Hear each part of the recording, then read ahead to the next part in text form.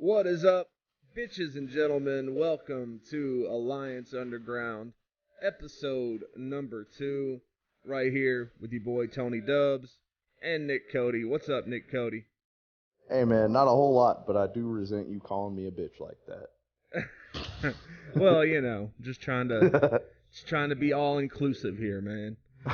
I understand. So, um, one thing about this show we're trying to do is kind of bring the atmosphere, the mood, the tone of the original CKY Alliance forums and all that type of stuff. So I'm going to start off this episode and every episode from now on simply saying, Nick, tell me something I don't know.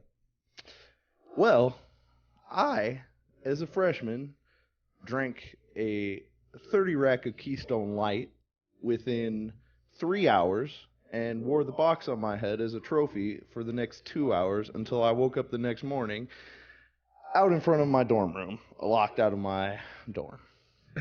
What about you? Tell me something about you, Tony. Today I checked my mail wearing nothing but a Smurf Snuggie with a Super Mario Brothers blanket as a cape. Yes. And that doesn't get you shot in Kentucky? No. It gets a lot of interesting looks from my black neighbors, though. This white boy crazy. But yeah, it's like, I got a Smurf Snuggie. These are all things that the girls I work with bought for me, which is beautiful. Because my nickname at work is Smurf, Papa Smurf. I don't know how the fuck I got that name, don't even fucking ask. But so they got me this Snuggie, and then somebody else got me, it's those fleece throw blankets. I got one of those, and it's the Mario Brothers. So I put the Snuggie on the front, and I put the Mario blanket on the back, and I go get the mail, and people look at me funny, and I just laugh. Styling, man. Because that's the kind of person I am. Well, that's great. That's and it's great you're such a video game fan, because later on in the show we've got the master of video games from the Alliance, Adam Sharrock, is going to be on. Yes, Sharrock Obama on the podcast tonight, ladies and gentlemen. That's the only way I can say his name properly. Oh, we know from the last episode, Tony. Okay, so the rundown for this show, ladies and gentlemen. Let's see here. We're gonna get into a little bit more of He Who Shall Not Be Named, and some issues there. I'm gonna talk about some news. I'm gonna throw it back, talk a little bit about Rolling Stone and some harassment issues back in the day. Let's see here.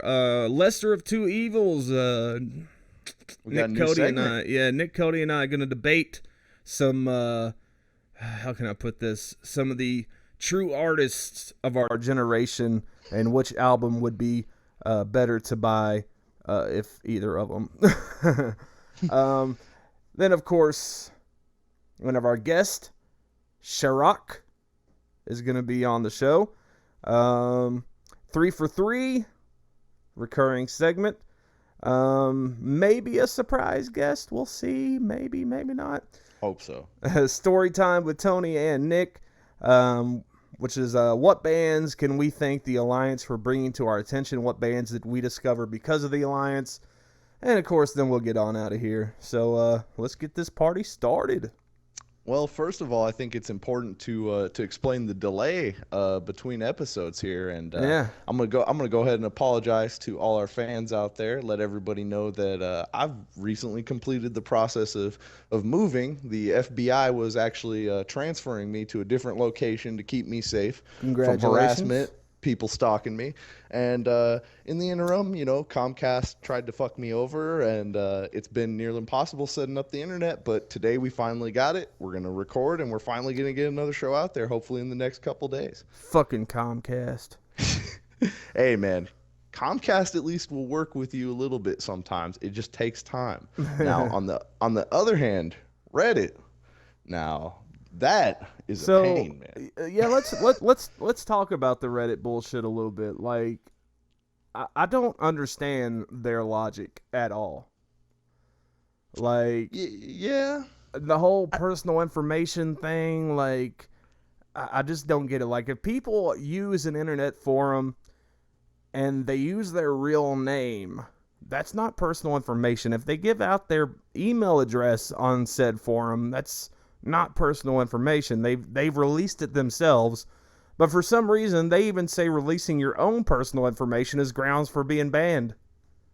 Hey, man, it's all about the eyes of the beholder. I think, thankfully, I got unbanned from Reddit. But the unfortunate thing is it took, like 10 sets of eyes to find the person with the logical basis to understand, okay, there's no personal information being violated here. There's nothing that's going to cause anyone harm. And I can understand, if someone's address were being posted or phone numbers thrown out there. But, man, there was misinformation about me that was being posted and interpreted as personal information. And that's really frustrating when you're trying to tell someone that's not even accurate. Yeah, well, and it was defamation and it was harassment. And, like, there was no way you could get the facts out there without including the names of the people responsible, Hey, but it's all behind me. I'm back on Reddit, back on RCKY and the CKY Alliance.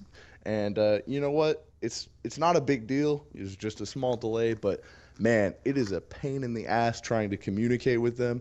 And I tried my damnedest to cooperate fully, go back and edit images, whatever they wanted, just to make it work. But I'm not going to compromise and remove things that I don't think violate your very vague policy of personal and private content, because for me that everything I posted deserves to be heard. Exactly. So I heard you had an interesting time in the interim. I heard you got a phone call or maybe a couple of them. Well, yeah, I don't even remember what day it was now. It was a little over a week ago. Of course I work nights and I keep a very late schedule. I wake up at like 4 o'clock, 4:30 in the afternoon, and I've got like 4 missed calls on my phone and tons of messages, not only from this one person, but from other people, and notifications from Facebook, because of course everybody's talking about it.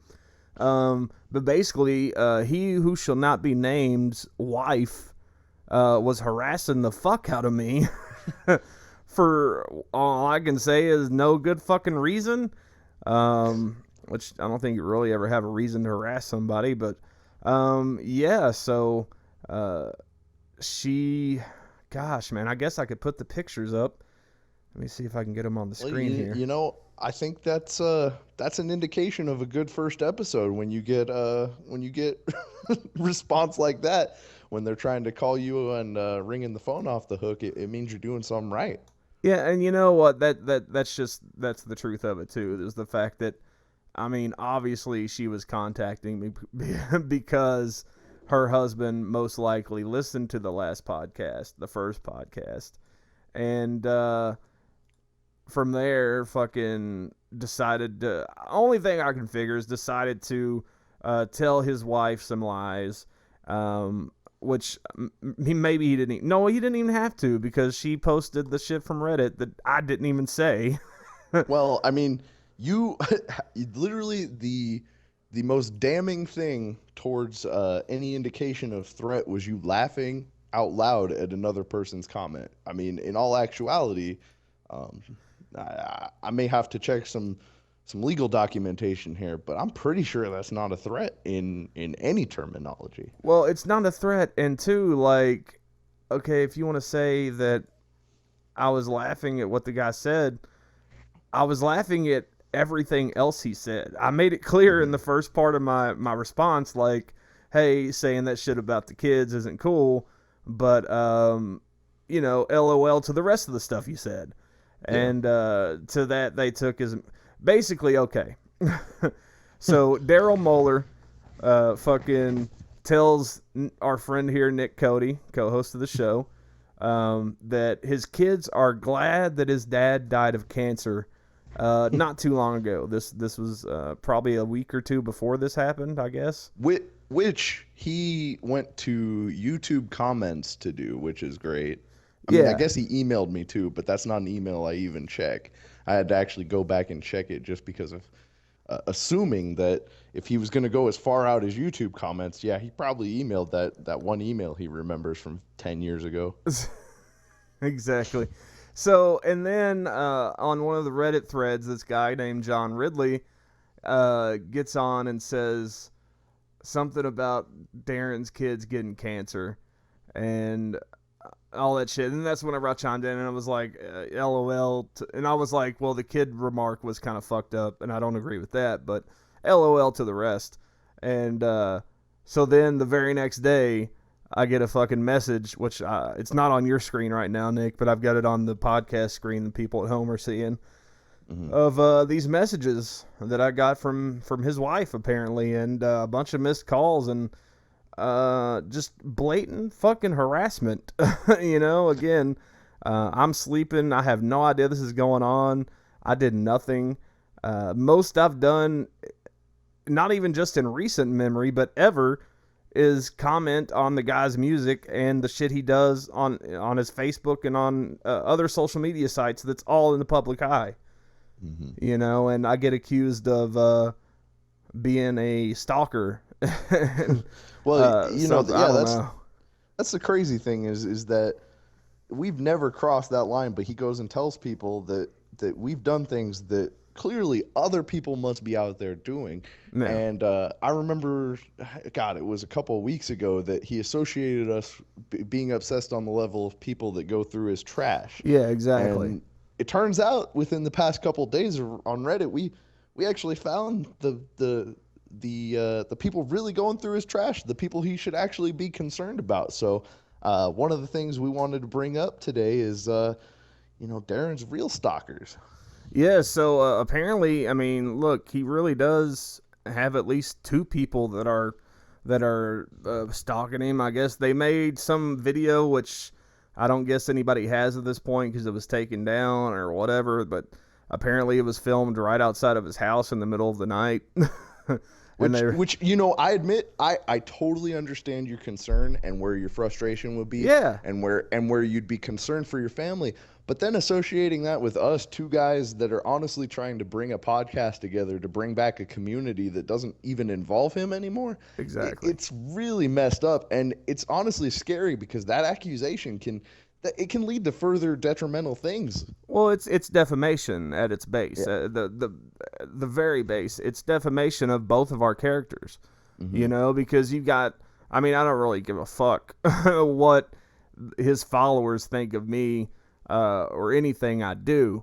But, just putting it out there is like accusing somebody of being that level of obsessed and that level of psycho, someday could come back, and the wrong people could see that and they could believe it without evidence, which a lot of people had at this point. And it's just not cool. And the more somebody gets away with shit like that, the deeper they're going to get into it. And someday it's going to backfire on him, like I've said many times before, there are crazy fucking fans out there that are actually crazy and evident by these folks we're about to show you here in a second.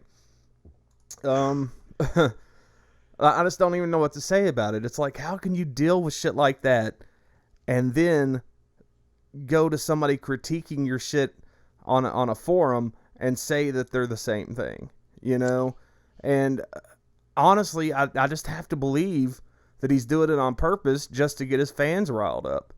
And I feel like his wife was doing the same. It must be, probably has a horror convention to promote or something. I said horror, not horror. I apologize if you're tuning back into this show to listen to see if there's any more harassment you want to get your fans riled up about. But yeah, horror convention. Sorry. Horror. I know it's very confusing. And there's another thing too is I actually am an MC at a very popular horror convention. Horror convention in the greater Lexington, Kentucky area. So I don't know, like, she's been at that one before. I don't know if there's going to be any altercation if she's at the next one, but I'm going to do whatever I can to avoid such a thing. But after this shit I've seen, man, I'm actually kind of worried that she might try to start some shit. And I've already contacted the authorities. over this stuff she sent me and the stuff that Darren has said about me recently. Because look, this was brought up on the subreddit, but look, I don't think that any fan is going to come after me, and if they did, good luck. You know? Right. And on top of that, like, I don't see anything coming out of this from there. So if there's even a 0.01% chance, you have to cover your ass. You have to report it. Because if anything ever does happen and it's not documented, then it's like, oh, well, you know. Yep. And let's not forget, up on the screen now is her post to her Facebook where she called out a guy that wasn't even me. That's the real sad part. Yeah, and Tony linked to Willis, his page. And people harassed this poor guy. Yeah, people harassed this guy, and nobody fucking knew who he was. Like, he didn't know who these people were that were harassing him, probably. I mean, I sent him a message to be like, hey, dude, these people think you're me, and they're telling lies about me, so therefore they're telling lies about you. They're probably giving you a whole bunch of fucking shit.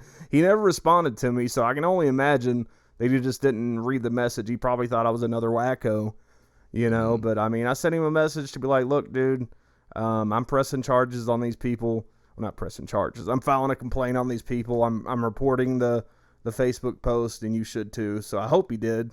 But it's still there, as far as I know. I haven't seen it, but people say it's still there. Hey, you're a better guy than me for reaching out to him, because if I still had my Facebook up, man, I'd probably just take a profile picture with a flute and go with it. Well, I felt bad because, again, the guy he's probably never heard of CKY. He's probably never heard of Felissa Rose Miller. You know, like, he's probably never heard of these people before, and all of a sudden he's getting all these messages, like, calling him a pedophile, calling him a fucking child molester, calling him a fucking harasser, all this shit, man. Like, and I've never seen people that address people who are accused of harassment with harassment. Like, it blows my mind. Mind-boggling. And especially people that don't ask for evidence. That's the biggest thing. Like, she goes on her Facebook and says this person is harassing my family or whatever the fuck she said, you know, and people just go with it right away. Like, can nobody ask questions? And there's a percentage of people out there, I mean, we see it all over the subreddit, of, you know, perspective. And there are some people that are going to look at it through the certain shade of glasses that they're never going to see it as it actually is. They have maybe they have a personal bias or an attachment or something going on there where, you know, their devotion to a celebrity or a public figure that they think they have an attachment to is so strong and so deep that they'll take anything they say as gospel, you know? I guess, man. It's so disconcerting because it's like, I mean, I don't know, man. Even when I was at my most fanboy, like, I don't think I was that, like, disconnected from reality. Like, if somebody's like, we'll get to it here in a little bit, but the Rolling Stone shit, like, yeah, I did send a letter, but I would argue if I still had the letter, we could go over it and probably agree that it was probably one of the more thoughtful and not harassing letters that the lady probably got. You know, because I remember exactly what I wrote. I was like, hey, you know, you're a horrible writer, but, you know, like, I don't feel like you had any business reviewing a genre of music that you admittedly don't enjoy. And that was pretty much the extent of it, you know. But then I heard of other people like all, you know, the typical internet tough guy rhetoric, you know, kill yourself and all that type of shit. But whatever, we'll talk about that later. Yep. But I mean, the people you really got to worry about, and that's the thing, is all this misdirection. They're totally missing the point that the people they should be worried about are probably the ones that are first to comment on their shit, the first ones to support these kind of actions, and you know, the type of people we're about to take a look at here in the upcoming video that we actually found in the last 2 days. Yeah. So I'm gonna get that up on the screen. Yeah. So.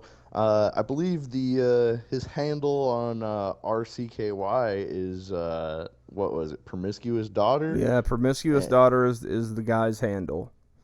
and it came up in a recent thread that he had posted some that's now deleted that was pretty messed up and got quite a reaction. And I hopped in pretty late asking kind of what was going on, and somebody informed me in the details that this couple, their Instagram handles are on there. I'll let you go find it if you want, but No. Ash and Bridget are their names, and apparently these are the people that have been going through and trying to go through Darren's trash, posting videos of it, and the video we're about to look at's pretty equally disturbing. I don't think it's as personal and in terms of proximity as scary as going through someone's property, but this is about as close as it gets without being in physical range of contact, because man, it's just it's subhuman. Well, that's what it really is. And two, keep in mind, again, going back to the harassment and all that shit, these are fans. These are people that actually still support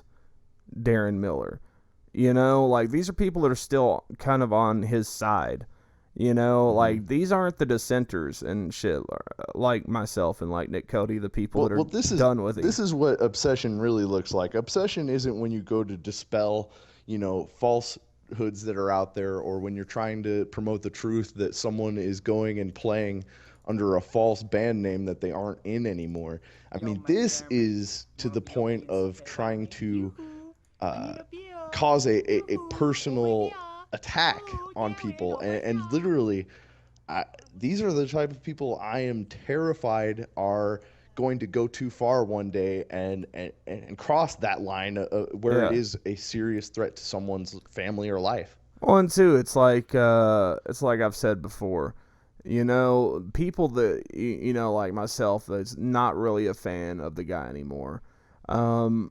Mostly, like, my opinions that I put out there are pretty much kept on Reddit and Facebook and shit like that, like, and outside of that, my normal day-to-day life, fucking, I don't talk to him. I don't really know anybody that really would care to talk about him, and shit like that. And it's, but it's these people, like I said, the supporters that are hardcore fans that just believe everything without question, that you have to be worried about, because, like, they are so obsessed that they will seek out your house. They will try to figure out, they'll try to be your best friend, and then later on they'll be wearing your face as a mask.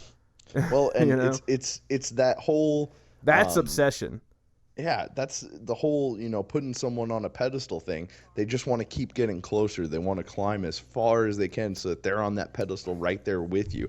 And to a point, they do want to crawl right under your skin, not just metaphorically, but fucking literally, as you're going to see pretty soon. Like, I just don't, like, he does these camera tricks with these shitty fucking overlays to make himself look more like the people he's impersonating.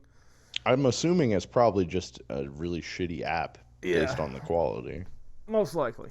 Yo, man, there, man. You want to be your BNCKY, man? Yoo-hoo! I need a beer! Yoo-hoo! Over here! Just the fact you put the effort into this is... Like, I just don't get the point. Like, what is, like... Who enjoys watching shit like this? I just don't understand. Ooh, Darren, over here! I don't want to be in your band and play your jacks. I mean, the really disturbing thing is, he has the videos of him, impersonating Bam and joking about the deaths of Don Vito and Ryan Dunn. And, even if you didn't know those guys, like, that's just a line you really shouldn't cross. Yeah, I wish I had those videos. I didn't get that one. Oh, no worries. They're all on the subreddit. This one's... I haven't even watched all this one yet. It's just visually disturbing in general that someone... Why don't you go... I mean, literally, you got to think this guy, if he had the chance, would probably wear someone's skin on their face as a mask. Like, that's the impression I get from someone that not only, maybe you do this once and you think it's funny, but to go and make multiple videos, yeah. And I mean, like I said, I can't imagine anybody is watching this. I mean, first of all, like, any random person finds this, they're like, what is he even talking about? Like, Like, who is he even trying to be right now? Starbucks and write that down. I'll meet you there in a half an hour. You know, he's got all the symptoms of fucking obsessed, you know, crazy, haven't grown out of my 13-year-old self with the fucking heartogram sweatshirt and the fucking framed him poster in the back. He doesn't have his goddamn An Answer Can Be Found poster frame, but the him poster's frame. That should tell you something. Like, this guy so desperately wants to be Bam Margera, it's not even funny. Well, yeah. That's pretty much all it comes down to. Yeah. That's pretty much what it comes down to. Guys. Yeah, exactly. Felicia, come here. Oh. Seriously. That's disturbing. That's disturbing. Like, why isn't she going after this guy? Because this is flattering, right? This is flattering, right? That's why. Well, see, it gives her pub for her next horror convention. That's probably it. Yeah. My only role. Quit being a fatty ass and get your fatty ass up on The worst part is the impressions he's doing, man. I can't hear the audio on my end, but... you can't hear the audio? Nah, just, it's not a big deal, but... Because I quite frankly don't want to hear it anymore, but... man, just... You know, especially when it gets to Chad, it's like, what the fuck, man? Like, he really spent time getting people's, you know, just their diction down, like, their pronunciation and shit. Like, this is the definition of obsessed, and when you're associated with people like this, I mean, that is defamation of character. That's... Yeah. We aren't wasting our time going out and doing shit like this and you know, trying to cause personal attacks. Dude, like, this would never even cross my mind. Like, I wouldn't, like, no, because, like, I'm too into trying to do my own shit. Like, I'm not gonna fucking put somebody else's face over mine. And, do like, it'd be different if it was funny, like, if he was doing it in some kind of comedic angle, but he's just, like, taking shit that's been put out there on the internet about these people and just repeating it. Like their common phrases and shit. He's rambling like a hard drug addict. Like that's the thing that really is like. I'm gonna guess here as a former as a recovering addict myself. I'm guessing perk 30s, oxy 40s maybe. You know, I'm not saying anything, but I'm just guessing. You know. Got a picture in a box, it'll bring me to where and yeah, one or two people, but for driving a blind. Sounds good. Got to put that on the CD for Gigi. Fucked up in 99, JG. Fucking Icelandic hobos beat me up last night. Yesterday, I mean, I was knocked out, couldn't understand my shit. Mishy. Like, I wonder how much he hates himself because he actually doesn't look like Bam Margera. You know, when you put it like that, maybe he's only putting these faces on to cover up, you know, like some really shameful, like a heartogram teardrop tattoo. Mishy, I was beat up. Come back to me, Mishy. I don't want Nikki. I want you, Mishy. But yeah, using the picture of Bam after he got his ass beat, like, it's just, it's so low, and that to associate us with that, at least I think if we were to do something along these lines, people would get a laugh out of it, and you wouldn't be feeling so fucking disturbed at the end of it. Well, if I was going to do it, I would do it in, like, a roasting manner, you know? Mm-hmm, exactly. Like, I would be, like, pure satire, you know? Exactly. But, and there's not even a sense of wit about this. No, but whatever.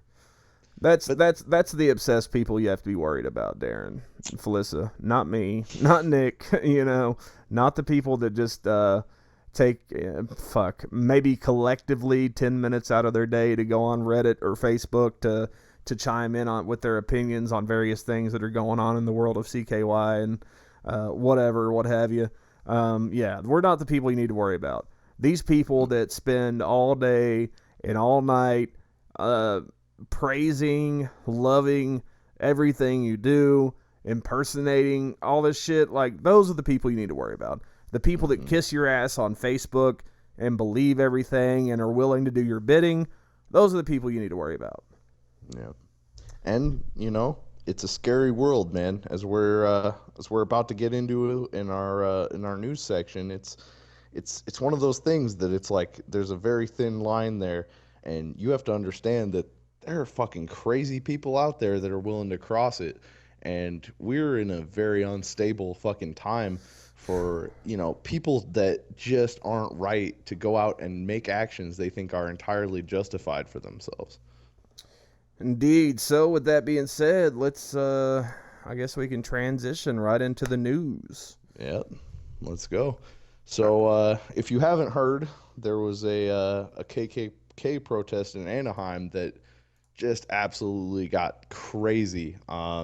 I think a couple people were arrested for a stabbing, and it was determined, I believe it was a Klan member that had stabbed someone, and it was determined to be self-defense. And when you see the video, you can totally understand why, because, I don't support Klan members or white supremacy or, racism or discrimination at any level, but I do support free speech. And, if you're peacefully protesting, no matter what your message is, no matter how fucking dumb it is, you can't that doesn't give you the right to go and physically harm someone. And this video just, it scares me because, sure, in the perspective of the Ku Klux Klan, some people think it's justified and some people think it's fair. But, let's flip it and let's say, it's just a personal opinion of a band you like or a movie you like that the majority thinks, you're a fucking idiot for.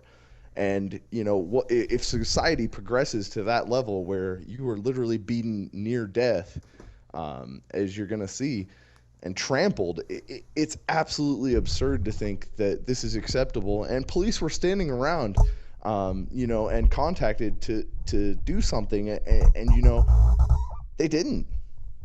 I got on the screen an article about it, basically from the Daily Beast. I got the video too ready to play here in just a second. A brawl erupted in Anaheim, California on Saturday during a rally for white supremacist group the Ku Klux Klan when counter-protesters attacked members of the hate group, driving them from the area. 2 alleged Klan members were beaten and 3 of the anti-Klan assailants were stabbed in the melee, which saw 12 people arrested. 5 people said to be members of the hate group were released after police said they acted in self-defense. So yeah, I mean, it's, well, the thing is too, it's like, we have free speech and we don't live in a place, like, you can't just go around assaulting people because you don't agree with what they have to say, no matter who they are. Like, dude, I hate the KKK, anybody like that, with a passion, but they have, as long as they're not going out and lynching people and burning crosses in yards, I don't think they do that anymore. As long as they're not doing that, then I think, as long as it's just all talking, nobody really takes them seriously. So why would you waste your energy going after them like that? Exactly. And it's really scary that people try and define free speech by physical acts nowadays and impede other people's free speech by taking physical action. And yeah, just roll the video because I think it speaks for itself. I mean, did that guy just hit a cop? No, the Klan members have uniforms that are kind of, they got patches and shit, but okay, I see now. It looked like a cop there for a second. I hadn't seen this video yet. Yeah. I mean, look, I want to beat him up too, but like, we don't do that because, whenever you have an opinion that somebody doesn't agree with, you don't want them beating you up. Exactly. That's kind of how it goes. and if they crossed the line, if you saw them assaulting a colored individual, fucking go ahead, jump in, it's justified. It's self-defense. But, you even read in the article that, 5 people were released from the KKK that were just acting in self-defense. Look at this, it doesn't make you look any better. No, I mean, it doesn't, I mean, look, not many people are going to take the side of the KKK. But regardless of that, it doesn't make your side look much better, when you're going after people like this. Exactly. It's the same type of hate. It's just a different target. Exactly. So yeah, that happened. And it's really scary that just the timing of this and all with at the elections coming up and everything happening because at Trump rallies black teens are getting assaulted, physically assaulted, and asked to leave just for coming to protest and have their voices be heard. And it's very scary that people are kind of finding other like-minded individuals, and I think part of that is just society as a whole and how much easier it is to communicate with other people. But it's really scary that groups of these people find each other, and that helps justify it for them. I Yeah. think one person throwing the punch is one thing, but when you see someone else out there, it's that mob mentality. Everybody else starts jumping in and saying, yeah, fuck the Klan. And it becomes this, you hear a lot of, listening to the audio, you hear a lot of guys dropping the N-bomb and, saying, come at me. And it's like, man, that's not what you want. First of all, you don't want to be inciting the Klan against you. And number two, you look just as bad as them. You are doing the exact same thing the Klan is infamous and still hated for.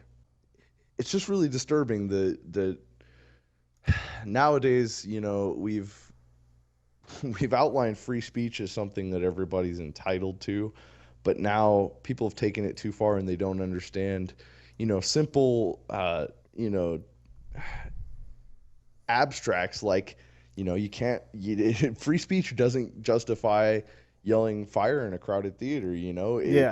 There are fucking rules and limitations, and when you start threatening or deliberately causing harm to other people through your words, that's when you can take up action. That's when free speech has been crossed. But just to be able to sit up and picket and try and promote what you believe, that's entirely justified, and that's what this country is founded on. Exactly. Well, and it's your freedom of speech ends whenever it impedes on somebody's life in a negative, negative way, not in a oh I'm offended kind of way, but in being attacked and shit like that. That's no longer free speech, and there's certain levels like it's kind of a weird line, when you get into hate speech and stuff like that. But, whenever you're, like you said, shouting out fire in a theater or talking about, joking about taking a bomb on a plane in an airport, like there's certain things we have to be cautious about. And, free speech should not be abused is what I'm trying to say. Mm-hmm. It's we have it, and it could be taken away someday. If it gets to a point of where people don't seem to understand the concept, and if we get a president like Trump, yeah, it's called an amendment for a reason. That shit could change. Exactly. And man, I don't know, man. That whole in Trump, whether he wants to admit it or not, is endorsed by the KKK. I mean, they pretty much, in a roundabout way, said they're cool with Trump, and he doesn't really. What was it he said? He was he put. Well, I mean, you said it earlier when we're before the show started that he's kind of he's the Mullar of the politic game right now. Well, it's like I hope everybody out there goes and checks out John Oliver if you haven't already. And oh God, that was brilliant. On HBO. That was so brilliant. But I think he did 20 minutes on Trump last time, and God, just the things that really resonate with me are so true that you can't just flip-flop on everything. You have to take a side sometimes, and it's really scary when a lot of people endorse someone who will, when a vote is on the line or a question is framed a certain way, will just back off and act like they have no clue when I can't remember the name, but it was a grand wizard of the KKK that had publicly endorsed Trump. Yeah. And when flat out asked about it, said he didn't know the guy. But, when there's evidence out there that you've commented on this guy on past situations, you obviously know who he is. And if not, like, your memory is untrustworthy enough, we probably shouldn't be voting for you. Well, and two, it's he's just not like how. Look, I understand people like him because he'll say whatever the fuck he wants to say. I get that. I mean, like, for years, politicians have been like this tiptoeing through the daisies, you know, beating around the bush type of ilk that, you know, when they're in the public eye, they'll say one thing, and then the actions they do and the shit they do in the office is completely different. You know, he's just a loudmouthed asshole is all it is. And if you really think he's gonna do anything to make America great again, you're fucking kidding yourself. Because number one, like, you want to talk about not having corporations involved running the country, that's him. He is the corporation. He will be running the country if he gets elected. You know, and this whole thing, like, I still believe is a fluke.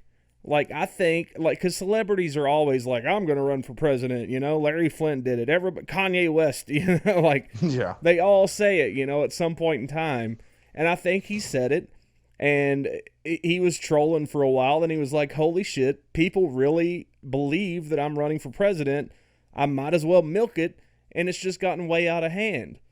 Yeah. Yeah, it's gotten to a point of his campaign is almost founded on hate mongering.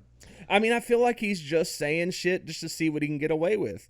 And I kind of feel like that's what Darren's been doing lately. Like, well, shit, you know, I'm getting away with it. I might as well keep on doing this shit. You know, people are loving what I'm saying, so why not? And, you know, I mean, to be honest, it's been like that for a long time, as we're going to cover. Yeah, well, we might as well get into that. Shit, might as well. So that leads us to today's throwback moment. Throwback. So I think it's been discussed by, you know, Inner Circle Alliance members, you know, recently, and a couple people on the CKY subreddit. But back in, 2005, the release of An Answer Can Be Found, Rolling Stone put a journalist that had mainly covered a lot of pop music. You know, I've seen reviews on Britney Spears, and, you know, said, hey, we want you to go ahead and review the new CKY album that's coming out.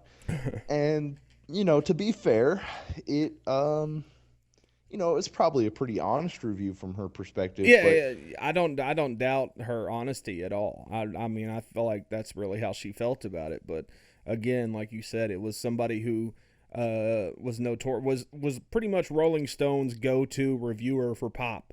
You know, mm-hmm. And so, as many of us remember, and those of you that don't, you know, there was a lot of hate spun up on the boards towards this individual for their own opinion, and from varying degrees.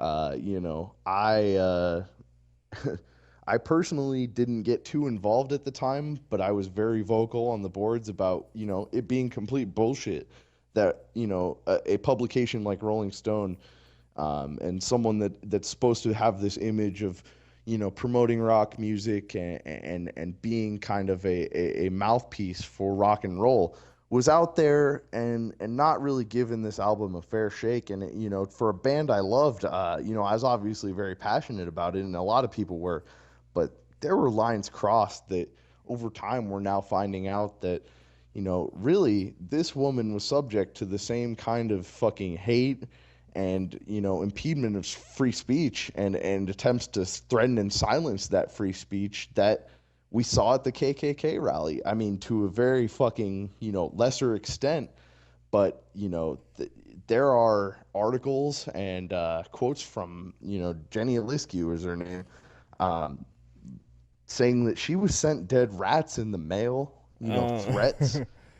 I mean, that shit is just fucking absurd. And in 2005, you know, today maybe that's not as bad, but in 2005, I mean, I would have been honestly terrified to hear some of the things that I'm sure people were sending. I know you personally wrote in, didn't you? I sent an email to her, which was very, in my opinion, very respectable, which was basically, hey, I feel like this review was a sham. I feel like as somebody who usually reviews pop and hip hop and shit, you probably weren't the best choice for Rolling Stone to have review this album, and I don't feel like it was given a fair shake. Mm-hmm. And basically that was pretty much the gist of it. But a lot of people sent her death threats and harassment, like genuine harassment, simply for stating her opinion. And it's my opinion that Rolling Stone gave her this review because they knew she would give it a bad review. Mm-hmm. That's just my opinion, because, look, they did the same thing happened when IDR came out. The Infiltrate, Destroy, Rebuild. They gave it a 1 or a 2-star review. And again, Darren and Chad, I'm sure the whole band had a hand in it, but, got fans to send in letters like, hey, we don't feel like you gave the band a fair shot. And who knows what they did, because the word was that it was not as bad, but pretty bad. Mm-hmm. And so I feel like just because that's of entirely justified to an extent, Yeah. sharing, your feelings that you didn't get a fair shake. But, just to read some of this, it's, the biggest thing with me is that it just goes to show that when you grow up a little bit, when you get a little older and you look back on this shit, and a lot of these kids that are going to bat for Darren now will do the same thing that we're doing, a few years from now, like, God damn, I was a fucking dick, Maybe not all of them, but a good portion of them will. And because that's kind of what we're going through now, like, man, even myself, like, I feel bad for even participating, just because she didn't deserve that. Like I said, because I'm pretty sure Rolling Stone was still holding a grudge from the IDR review and was like, hey, we're going to give this to her because she'll give it a bad review and it'll be like this big controversy again. No doubt in my mind that that's how it went down. Yeah, because, any publicity is good publicity. Yeah, pretty much. But, I feel bad for, whatever I just feel bad for, I had. Exactly. I feel bad for just being a part of it, just following mostly Darren's order. Because look, I'm pretty sure he said this somewhere himself. I think I might even have a screen cap of it somewhere of him admitting to being the one who sent her the dead rats. So yeah, but then he also incited everybody to send nasty. He doxed her. He was one of the original doxers. Fucking put out her home address, her home phone, her email, and people sent her. Man. That last paragraph right there is a direct quote from her saying, she was besieged. Besieged. That's fancy Rolling Stone terminology for fucked over. Besieged by phone calls from fans after singer Darren Miller posted my home number on the internet. Eliscu, what? How do you say it? I just call it Eliscu. I just say Eliscu. Wrote in an email to Reed, obtained by Page 6. In addition, he gave a widely circulated statement to Blabbermouth saying that he hopes I die very soon. Holy shit, that sounds really familiar. Yeah. I think I read that in an email somewhere or a YouTube comment. So let's just be honest here for a minute. Like in the interview we got coming up with Sharrock, he talks about Darren was cool at one point in time, and I don't really contest that because I did have some good times hanging out with Darren back in the day. But he was always pulling this shit. Like this is classic, and he's still doing shit like this to this day. It's just not cool, like that, like being a public figure and having the influence that you have. And look, the fans doing it is one thing and it's still fucked up, but for the lead singer himself to join in on the campaign, like it just makes the band look so fucking bad as a whole. Well, that, and it's like, how much worse does it seem when you got a bad review and then you're going to go and send more records that you purchased to her home address? Like it's going to change her opinion if she has like 60 copies of it. Well, I mean, I don't even know if he cared if it changed your opinion, but like what do you expect the result to be? You know, like I wouldn't waste my money on something like that. You know, I mean, send her a bunch of pizzas, go old school with it, you know? At least you don't have to pay for that, you know? Man. I got another article from Blabbermouth. I think it's the original article. Oh, actually, I got two of them. Oh. I mean, it was a big enough story. One article didn't quite cover it. Now, see, here's the thing, dude. One thing I wanted to bring up is this shit right here, like Darren Mullar getting press, is something that doesn't happen anymore. And he's basically doing the same shit now. Yeah. So he likes to talk about, oh, he's so flattered that he's such a big star that people still talk about him, and that you know, I'll come on your 80 views YouTube podcast shit he was talking about a while back, you know, and I would be more embarrassed that a podcast about me only gets 80 views, you know, and that Blabbermouth doesn't want to run articles about me anymore. Yeah. So, but yeah, so CKY fans wage harassment campaign against Rolling Stone critic. Jeez. So it's on Blabbermouth. And again, all the links we talk about will be in the description of the podcast here on YouTube. And this just goes through, this is the original article that came out when everything happened. August 12th, 2005. Damn. It's a long-ass time ago, man. Well, I mean, I certainly remember it because, as you were going to see in a little bit, I was at the fucking CKY concert probably a couple weeks before this article, fucking jacking up a Screw Eliscu sign. And, you know, it was something that, you know, was harmless, you know, at the time. And I hope, you know. Well, at the time, we were just having fun. We were supporting our favorite band. And the story behind it know. is I was sitting outside Roseland Theater all day waiting for CKY, and the only thing keeping my ass from not melting to the fucking cement beneath me was a fucking fat cardboard box, you know, me and my girlfriend and buddies were sitting on to, you know, just keep cool and, you know, give us a more comfortable place to sit and hold our spot.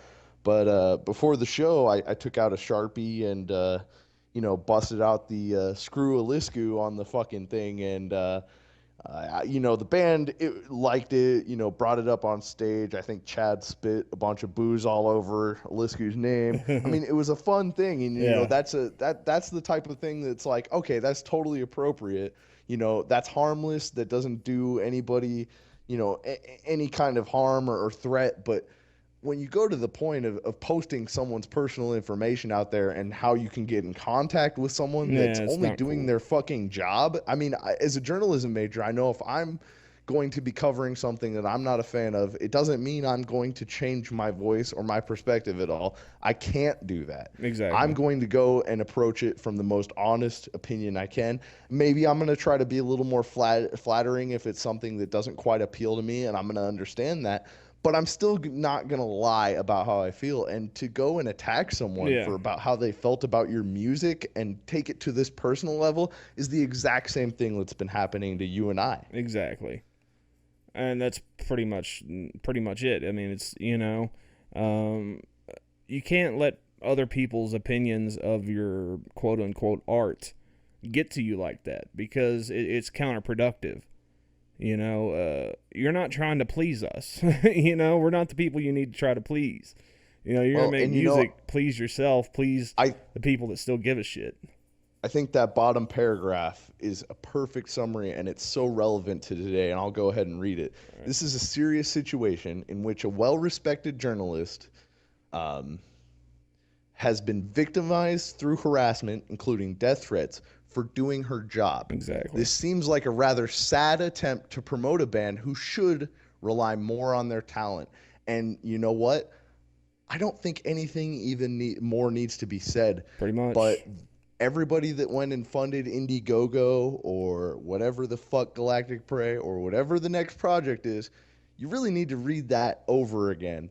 And remember that every time you see a post that, you know, maybe the next Tony or Nick Cody or John Ridley or whoever he's going to shit on next, just remember that maybe instead of going and posting about the people that are maybe pissing him off, or as he says, causing personal threats to him and his family, maybe he should be relying more on his musical talent and the things he's actually going out and fucking making to try and draw fans in and draw in support instead of these fucking personal attacks that are completely unjustified. Well, yeah, he should spend more time focusing on his art and his music than worrying what our opinions are of his art and his music. Because, exactly. I mean, at the end of the day, ultimately, what we think really doesn't matter. You know, in the grand scheme of things, as far as his foreign objects, macaque, what the fuck ever, you know, our opinions only matter to people that agree with our opinions. You know, the people that are kissing your ass that see that shit aren't going to agree with our opinions. So why are you going out of your way to attack us and bring attention to us and maybe even get them to think about what we're saying? You know, I mean, that could end up backfiring on you. Just focus on your shit. Don't worry about people's opinions, because people are going to have opinions. That's how the world works.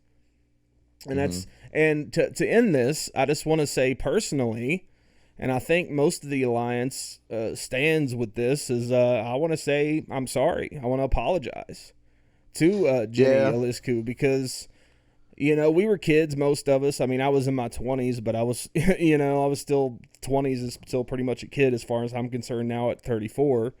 You know, I mean, a lot of the people that said were you know, under 20. You know, and it's, you know, go ahead, bring up the picture. This is great timing, because I'd like to issue my apology too. But I think the visual of me and do I have a picture? Just going back and looking at it, you know, you can see me and fucking Gager. You know, God, Gager is now fucking 300 pounds lighter than that, and I'm 300 pounds heavier than that. You know, I was fucking, 14 years old when that fucking picture is taken, and, you know, you can't quite see the Eliscu name. It's cut off there in the picture, but, you know, I was a fucking idiot, and I think a lot of 14-year-olds, you know, act like idiots. Exactly.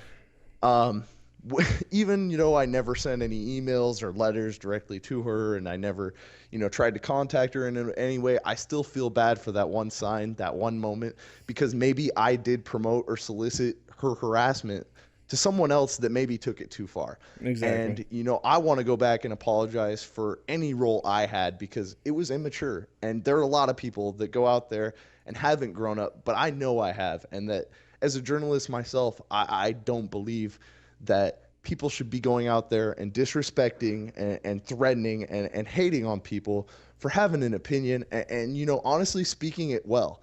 I mean, the article, may have been bullshit. It may not have been a very fair shake, but, you know, it was well written. She's a good journalist. She's a good writer. It wasn't that she didn't sit down and take the time to listen to it and give it a chance. She clearly did.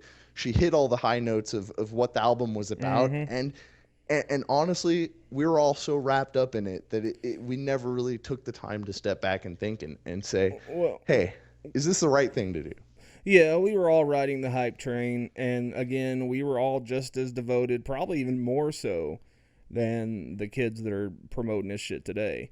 You know, and we were just doing what we thought was right, because at the time, you know, it was like, man, we all loved this album. Most of us did. And, you know, it was like, suddenly here comes one of the biggest publications for music in the world giving it a shitty review, you know. But as far as Chingy Eliscu goes, on behalf of myself, and I'm imagining a lot of the more grown-up members of the Alliance, you know, we're sorry, you know. And I know that doesn't take back what happened, but at least now, because look, ultimately, what we talked about on the last episode is CKY is coming back, you know, and that guy is no longer part of the equation, you know, and those fans, as far as I know, are no longer part of the equation.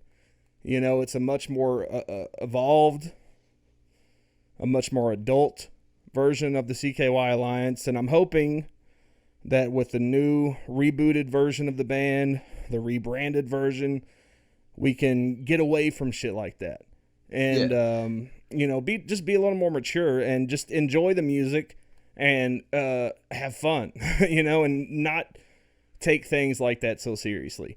So again, Jenny, I'm sorry, but Rolling Stone, fuck you, because this was obviously, you did it because of the IDR backlash, and that's pretty much it.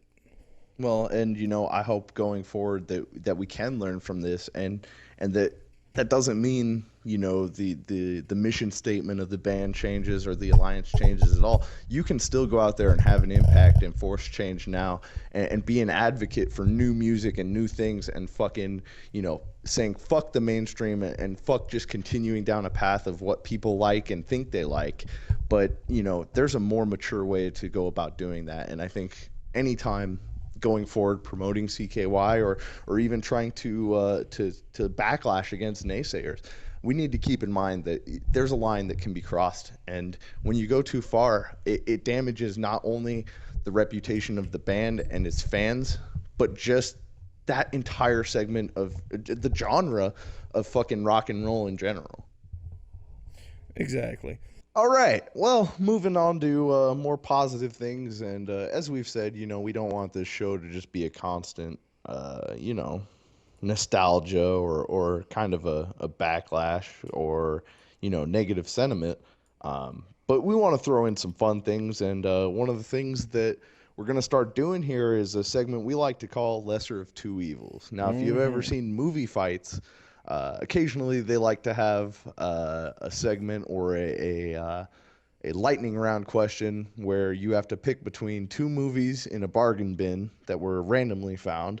And my personal favorites are when the two picks are just awful movies, and it's hard to want to pick either one. So I thought, why not bring that to this podcast in our own kind of segment that can be anything you want? So at first I was thinking, let's go through and let's do it with music, because I was at a Fred Meyer's and going through the music section, and I saw probably the two worst possible albums sitting next to each other that could have been seen. And that would be Chingy's Hood Star and Nickelback's Here and Now.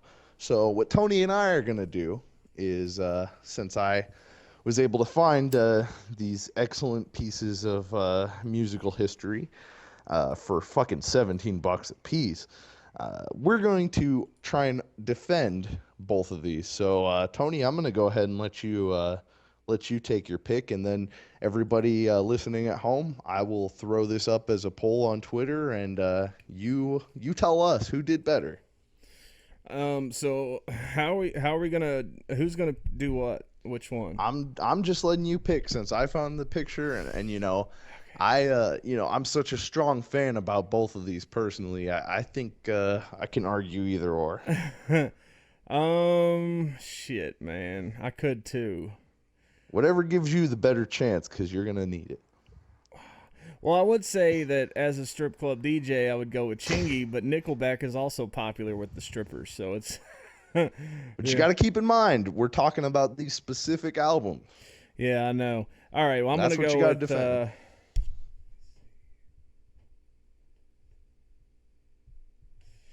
Okay, I'm gonna go with Chingy. All right, man. Now you shouldn't have left me with Nickelback. That's my favorite band. All right, you go ahead. I was trying to see the singles that are off both albums. The print is really small. We'll give we'll kind of back and forth it, but you get your opening statements. I'll give mine, and then we'll have a chance to kind of rebut and shit on each other's choices, and we'll see how it goes, and we'll let the fans decide. Okay. So I'm going first? Yep. Okay, so Chingy is shit, man. He's definitely not one of the best rappers ever, but in terms of commercial, mainstream, fun, listen to at the dance club and get down while some bitch twerks on your shit, Chingy is definitely one of the best in that department. He hasn't done a whole lot here lately, but this album right here, it has Dim Jeans, Damn girl, I love it way you something about them jeans. I forget the words, but those are most of them. That was a big hit. That was a big hit in the strip club, man. And let's see, what's the other one? You a Freak. I don't know that song. That one wasn't as big a hit. But Them Jeans was a huge fucking hit. And if nothing else, it's at least fun. It's fun to sing along with whenever you get into the groove of it. It's not a good song. I'm sure the rest of the album isn't much better. But at the end of the day, it's fun. It's something you can just listen to. Like if it comes on, like let's put it this way: if Chingy, if Dim Jeans came on while I was out at some bar or nightclub, I would be less offended and I would probably enjoy it more than if Bottoms Up by Nickelback came on, because it's just I can't even explain like how intrusive it is, because Chingy, like you can tune it out if you want to. It's a beat and a guy fucking talking, you know, and which is a lot easier to tune out than fucking radio booze rock, you know. Ooh. So that's kind of where I stand on it. And again, at least you can have fun with it because the words are funny. You know, that's the biggest thing. The words are funny. Well, I mean, I'm not going to go too against Chingy just yet. I'll hold those punches for now. But Here and Now is, it's a more recent album. I think it came out in 2011. And it actually debuted number 2 on the Billboard Top 200. In its first week, it sold over 200,000 copies. And honestly, Nickelback, while some people have, mixed opinions about them, they're not. I refute your statement that you can't tune them out because they're Canadian. They're used to being tuned out. I mean, half of their fans probably aren't really listening. So I think, it's a little unjustified. And when you say you don't want to listen to Bottoms Up because of, the booze rock, I think you're missing the duality in the statement of Bottoms Up. That could be referencing a bottle. As a strip club DJ like yourself, I think Bottoms Up could also reference the ass portion of a dancer being twerked up and down. That would be my personal connotation of it. And, that wasn't the only single off there. Before the album even came out, the band released When We Stand Together. And the reception itself was really, really pretty positive. I think most of their reviews were, in the 3-star range, which we're talking about Nickelback again. And, that's pretty good for Nickelback. I think that the biggest thing in support of this album is that I think Chingy was already kind of past his prime by the time Hood Star was released. But Nickelback, I think, hasn't even peaked yet. I think there's still a lot of great music left in that band that can still be released and fans are still ready to hear. So far, Chingy, I think everybody's like, where'd he go? And the only resounding answer is right there. Well, I mean, look. Okay, so here's the thing. Chingy, yes, hasn't done a lot in a long time, and that's the problem with modern hip hop music. I mean, if you don't come out with a new mixtape or a new album every 2 weeks, you pretty much fall off the face of the earth. That being said, he still does put out music. It's just not getting that much attention. Whereas Nickelback, they crank out albums like they're fucking bacon cookies, like, and the amount of passion in their music just isn't there. I mean, that Stand Together song is basically How You Remind Me number 15 at this point. Like, instead of a rapper who knows what he's putting out is derivative of everything else he's already put out before it, and it's just derivative of everything else that's already out in the market. At least he's putting out music that you can have fun with. Bottoms Up, yes, is definitely about booties and posteriors. But again, how many? I mean, it's basically the same fucking thing, except for it's just not fun. It's You know, like, I don't know how else to put it, but it's what's the word I'm looking for? It's the poison, as in the band Poison of modern rock music, in the fact that it's as formulaic as you can get. It's you know, what can we make this song about that will make strippers dance to it, basically. And another thing too is Nickelback's got this weird thing going on where like soccer moms love them. And I don't understand that at all. At least Chingy is, you know, he's got his bling there. You know, he's not trying to be something that he's not. He knows what he is. He knows he's a corporate hip hop shill. He knows what he is. You know, like he's putting out his fun twerk hip hop music, and who knows? I mean, I think he might have done something recently, but obviously he's not doing that well. But at the end of the day, at least it's still fun and not as intrusive as a band that wants to be metal, but at the same time is too fucking pussy to handle being metal. Ooh.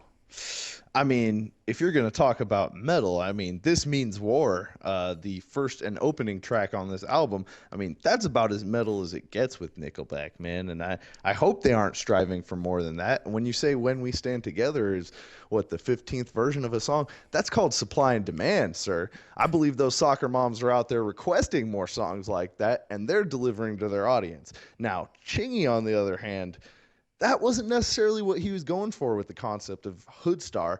Hoodstar was actually intentionally named this silly name because it was meant to represent two halves of the musical kind of, I want to say, outline he had. And it really doesn't make a whole lot of sense in terms of half the album was intended to represent the hood with tracks like Hands Up or Star.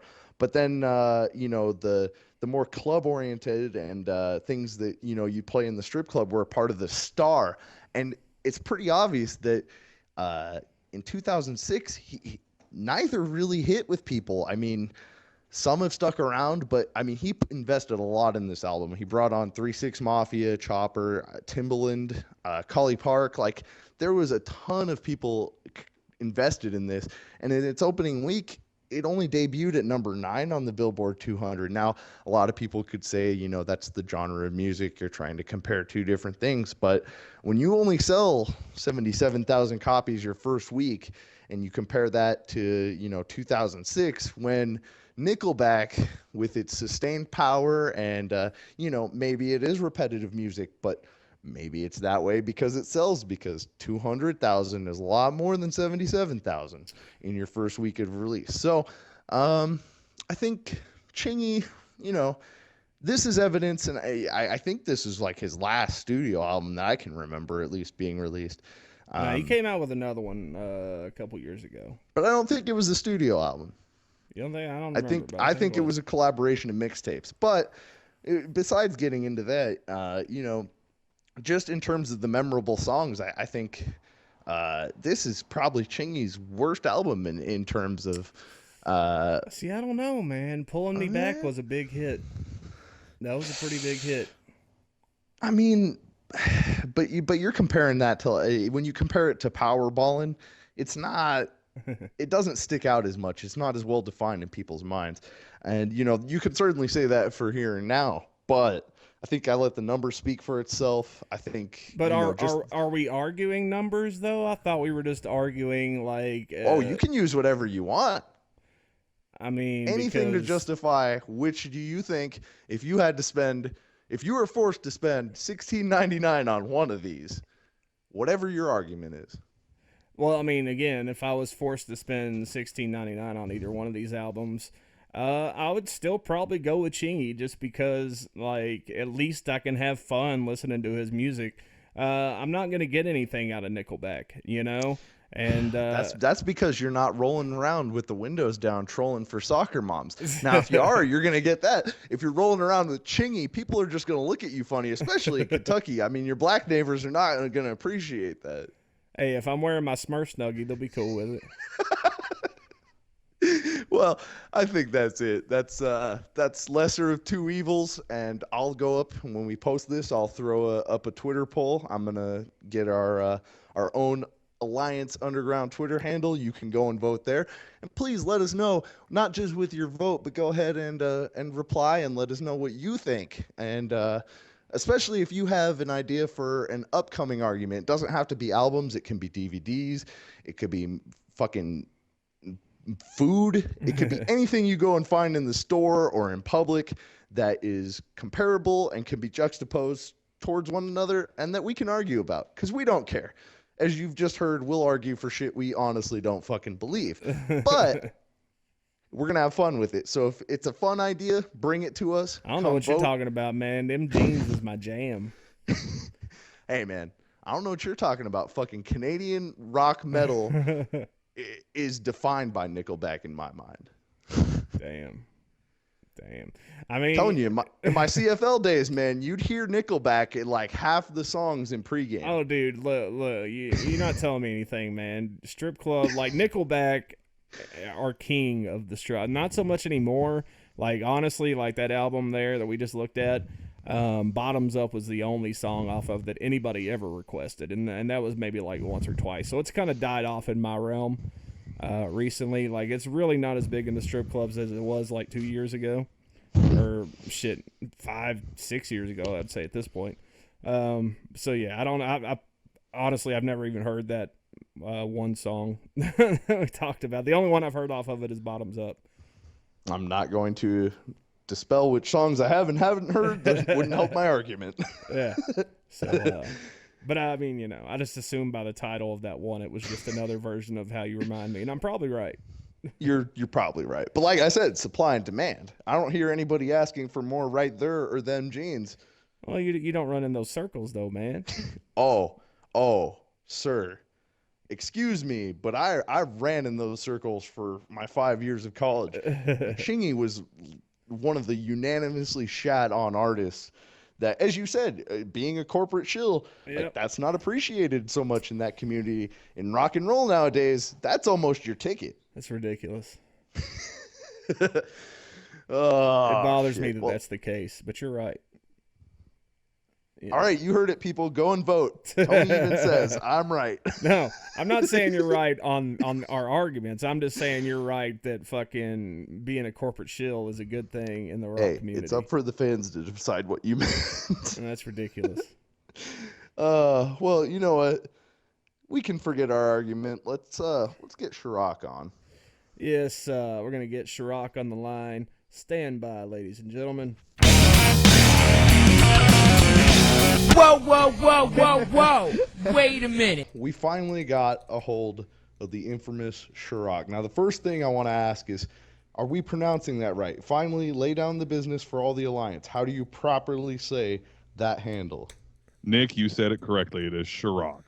And this is what I've tried to influence on others. I see the two R's. I understand the pronunciation. So now that we've cleared the air on that, for everybody that remembers you on the Alliance and those that don't, could you share a little fact about yourself that we might not know?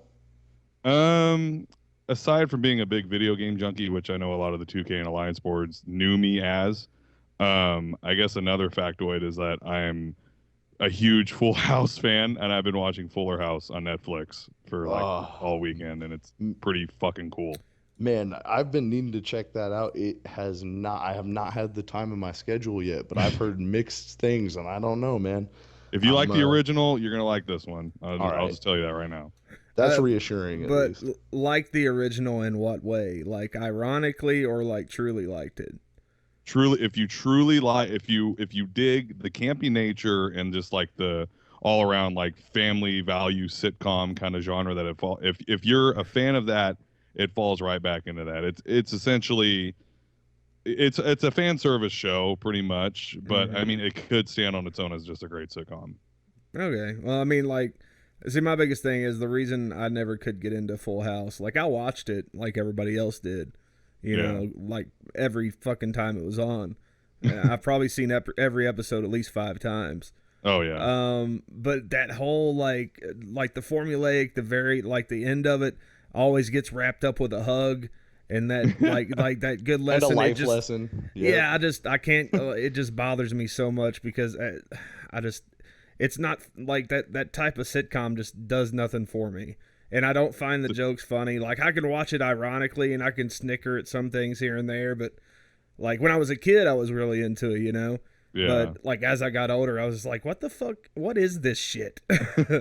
Like, I think when you're a kid, like you laugh at what the kids do, like Michelle. Yeah, pretty that. much. But when you watch it again as an adult, you realize how funny Danny is because he's such a neurotic mess and wanting to clean everything. I mean, and then Jesse obsessed with Elvis. Yeah, Danny is definitely my favorite part of the whole Full House thing.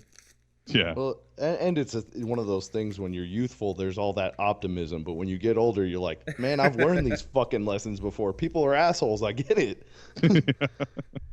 All right. So moving on, if you had to pick just one favorite moment in Alliance history that you remember from the boards or Ask CKY or anywhere, what would that be?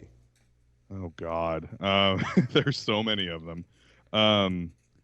Honestly, the thing that keeps going back, and I love him, James Good. I love the man, but it was, God, I want to say it was a Soul Seek chat that he was in, and I think Tony was in it too. And over again, they kept telling him, "Gager, shut your goddamn mouth." Oh God, yes. And that entire fucking conversation was gold. And also, to James's credit, he kept trolling them to kind of get them going back at him, and it was. I hope to God someone can recover that entire conversation because Jesus fucking Christ, there were so many one-liners. I remember somebody copied and pasted it, so it's got to be out there somewhere. Got to be Alliance. I beg of you, find that for me. The best thing is I'm supposed to hang out with James on Sunday, so I'll ask him if he remembers or he can dig it up at all. Say, he knows because I say it to him at least once a month. God, man, I'd forgotten all about that, man. I would like to read that too because I don't even remember how the conversation went. I just remember we all he just kept joined the Soul Seek chat, and then immediately, I think it was Tyler Coe was just like chiming in and calling him fat and everything. Which now he's lost a hell of a lot of weight. Yeah, he has. He's lost a ton of weight, which is good. Good on him. We need to have him on soon. For sure. Oh yeah, yep. We'll be featuring a photograph of him later on in this episode or earlier in this episode, but. Yeah, man, Gager, man. I saw him at the CIG concert, man, and that shit was fucking hilarious because, man, at first you recognize him right away, but you're like, I don't know, that's like half of him. Yeah, no, he's gone hardcore. He's lost a ton of weight, and good for him. He went like legit, like straight up just working out every day and eating right. I mean, people always think that there's like a special pill or some kind of magic fad diet that you can do. No, it's just legit old school calories in, calories out, and that's what he did. So give him props. Amen. Fuck yeah. All right. What's the best concert you've ever been to? I've only been to a handful. Like, I'm not a big concert guy, but I would go out for like CKY, and I would actually say it was the time that I went with Gager, and I think Lackey was there too, and we went to CKY at in Orangevale, California, at the Boardwalk. And basically, Gager and another friend, Gary, crashed at my house that night after, and I think we got breakfast, or not breakfast, we got like a really late night dinner after the concert, and then we went back to my house and crashed, and we played Halo or something until like 3 a.m. And then we went to sleep, and then we woke up, and we're like, well, let's go get some breakfast. And I'm like, well, aren't you guys rolling out to Pasadena now? I mean, are we going to have time? He's like, oh, shit, yeah, I forgot. So we like said our goodbyes after that, and he rolling out. But the concert itself was a lot of fun. We hung out with the band a little bit afterwards. Of course, Darren was nowhere to be found. But we had some shots with Chad and Matt, and it was a lot of fun. It was good. And I think, what band opened for them? It was Hail the Villain, and they were actually really good too. That was a great opening band. The band before them sucked, but Hail the Villain was good, and then CKY came out. And what sucked too, because Carver City just came out, and they only played Rats. That was the only song they played, and they played a lot of IDR in Volume 1. But it would have been cool to have some more Carver City stuff. But no, it was a great show, and Chad hung out afterwards, and yeah, I'd say that's the best one. Damn. Hey, I gotta say shout out to Lackey because I'm obligated to. She actually lives within 5 miles of my hometown, and I had no idea until pretty much when the band broke up. But anyways, so kind of like one question that's going to be really big just with the entire podcast is what's one band or performer that you found because of the Alliance that still sticks with you today?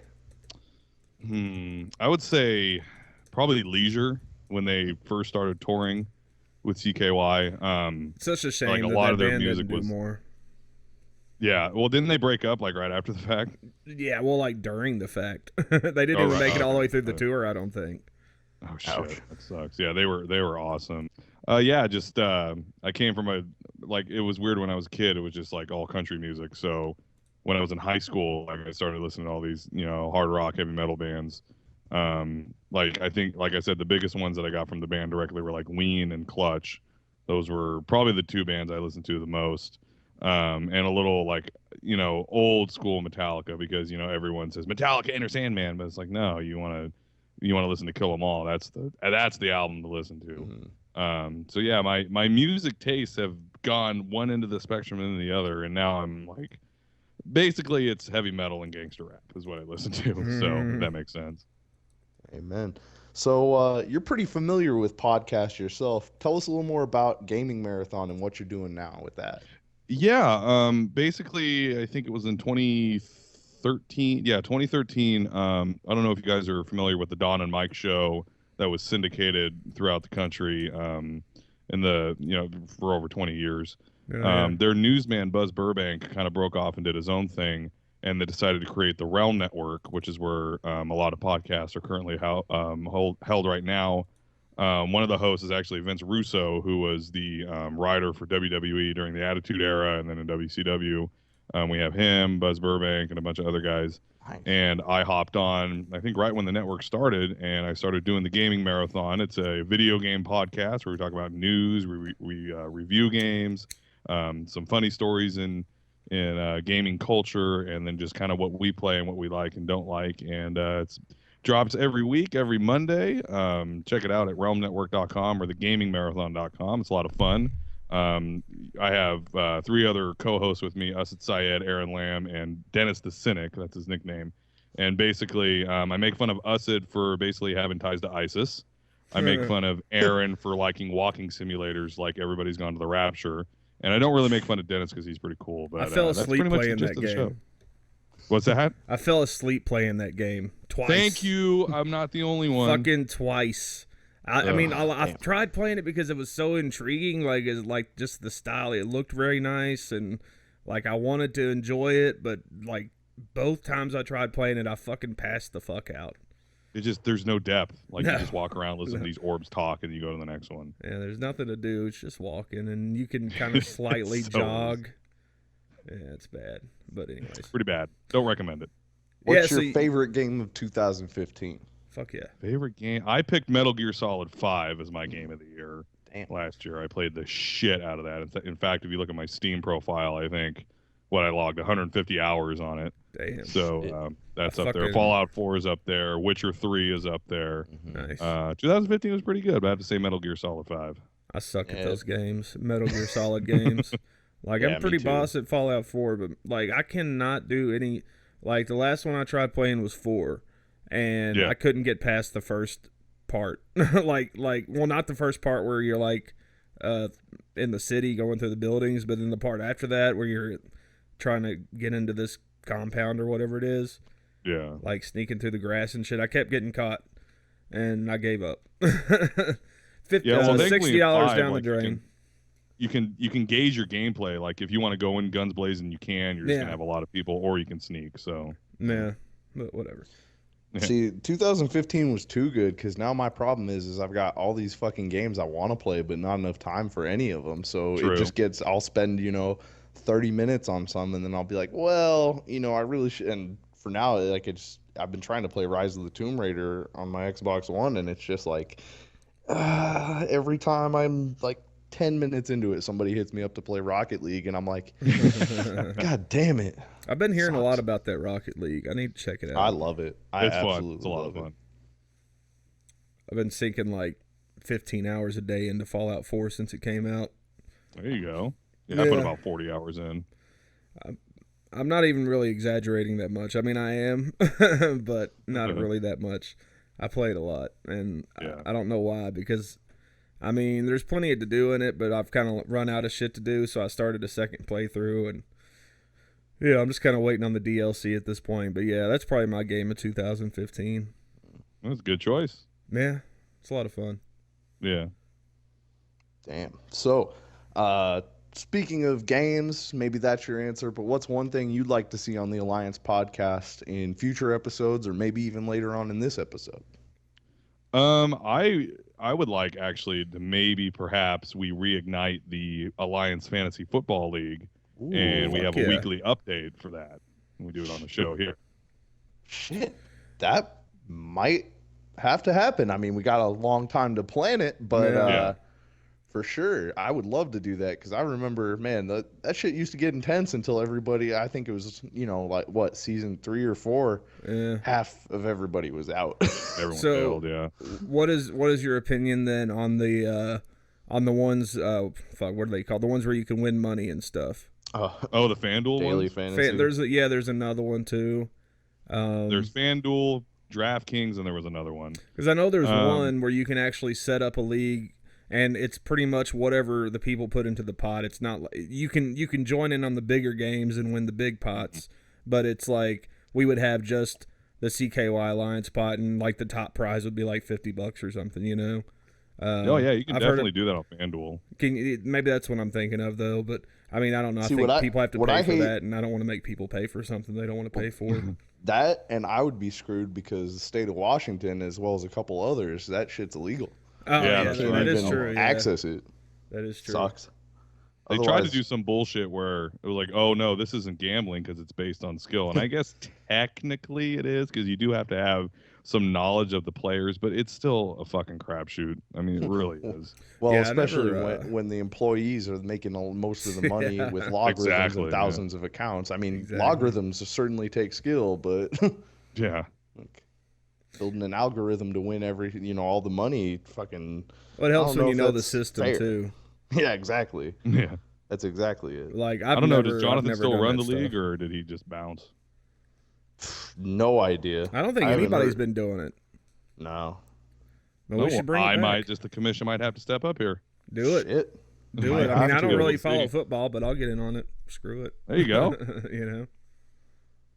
We'll make it a thing. Yeah. All right, shit, man. I guess that's all we got. Yeah, if that's it, we don't come on, guys. Throw you some more. Too much of your I'm time. an open book. Well, you know what? We were pretty adamant about not bringing up he who should not be named on any future episodes.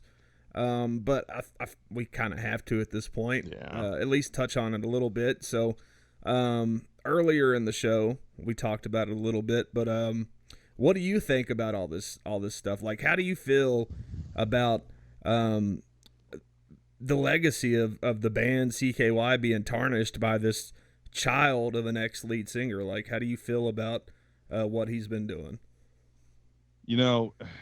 It's really just a no-win situation for everybody involved. Yeah. You had a band that a lot of people looked up to. In fact, I even talked about this on another podcast that I did with Usid and James, and it's just sad. It's really sad. I mean, a lot of people can, and rightfully so, can just, bag on Darren for being an alcoholic or bag on him for being an internet tough guy. But that's not what he was like before.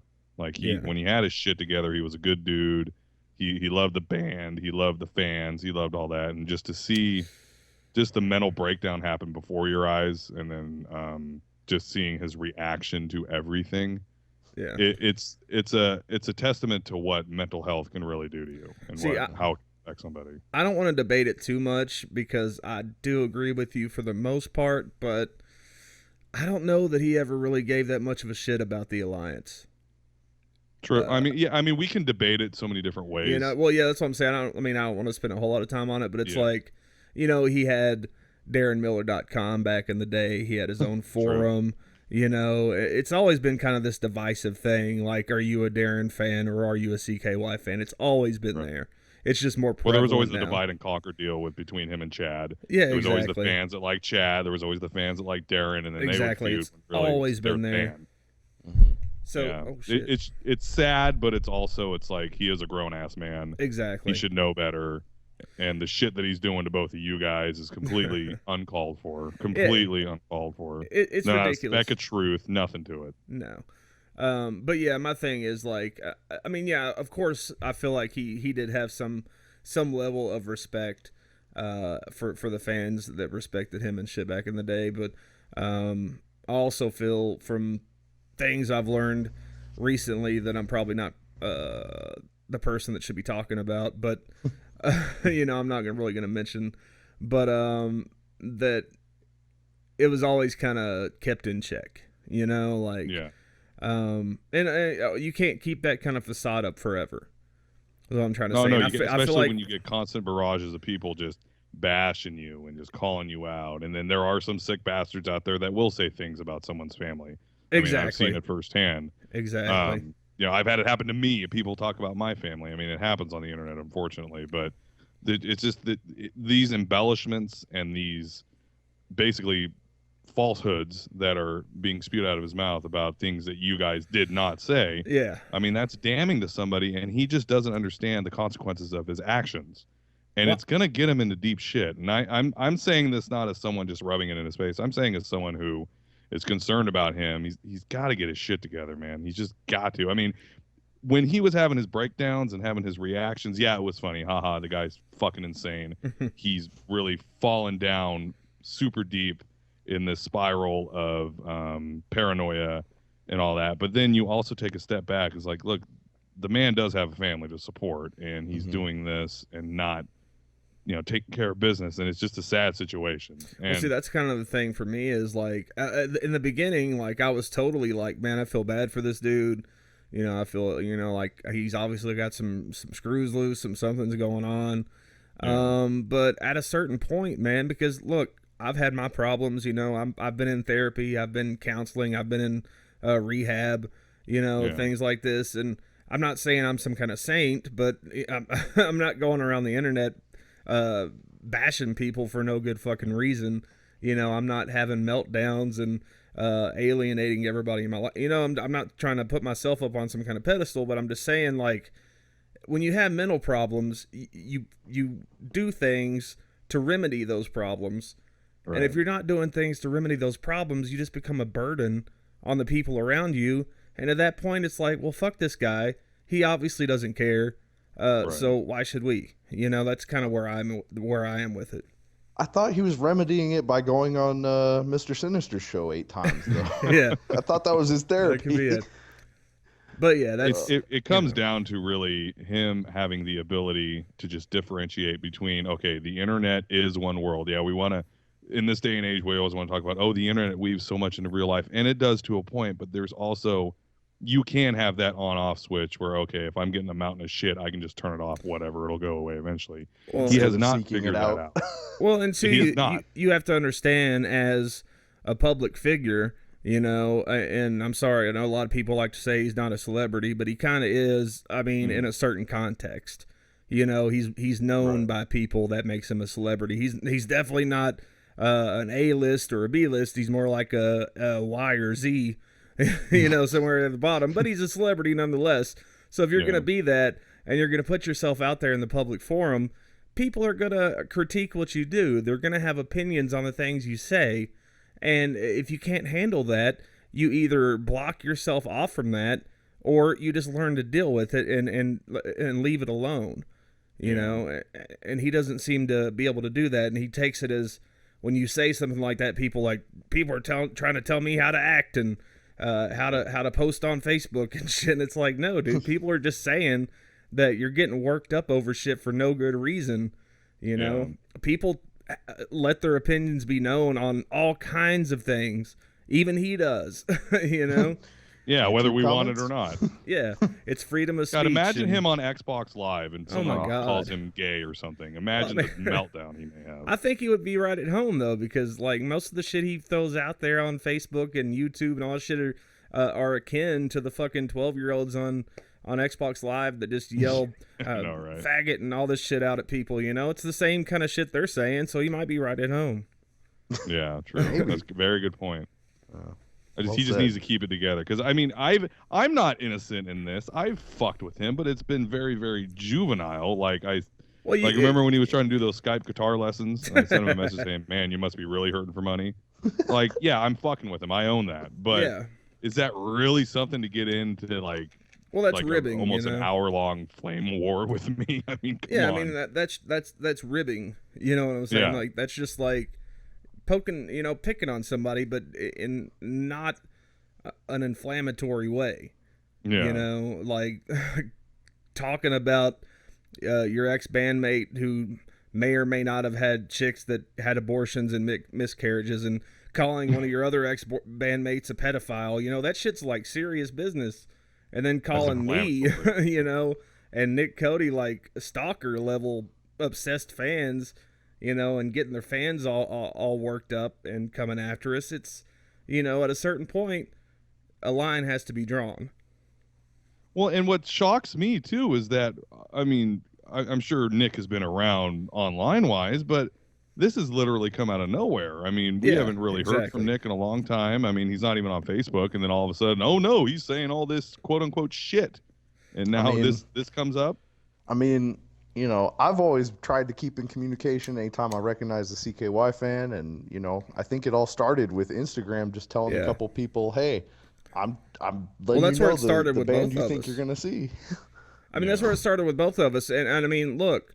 However you want to look at it, I mean, the guy was promoting shows as CKY, which is whatever, but you got all these people like, oh, sweet, CKY is finally playing shows again, and you're like, well, not really, so it's false advertising, Yeah, it's false advertising. So, Nick Cody and I go in there and be like, hey, guys, yes, Darren Miller will be there, but not CKY, and that's kind of what started it all, and, you can look at it from the perspective of, fans sticking up for a band, but you can also look at it as friends sticking up for their friends, like, right. Not going to drop names and shit, but, I consider certain people friends, and I'm going to go to bat for them if I have to, if I feel like I have to. Well, that's the great thing about the alliance, too, because, I mean, so many relationships have been forged, and that was the first thing that was probably on your mind. No, I don't want X, Y, and Z to get the wrong impression and thinking like, this is going to be the real CKY when it's really Mecca Streisand CKY. It's not going to work. Well, yeah, even more than that, though, like I'm talking about people in the band CKY. Like, I want to go to bat for them, too. That's the reason I originally went on Instagram, and I don't know about Nick, but that might have been his reasoning, too, other than to inform the fans, which was another reason.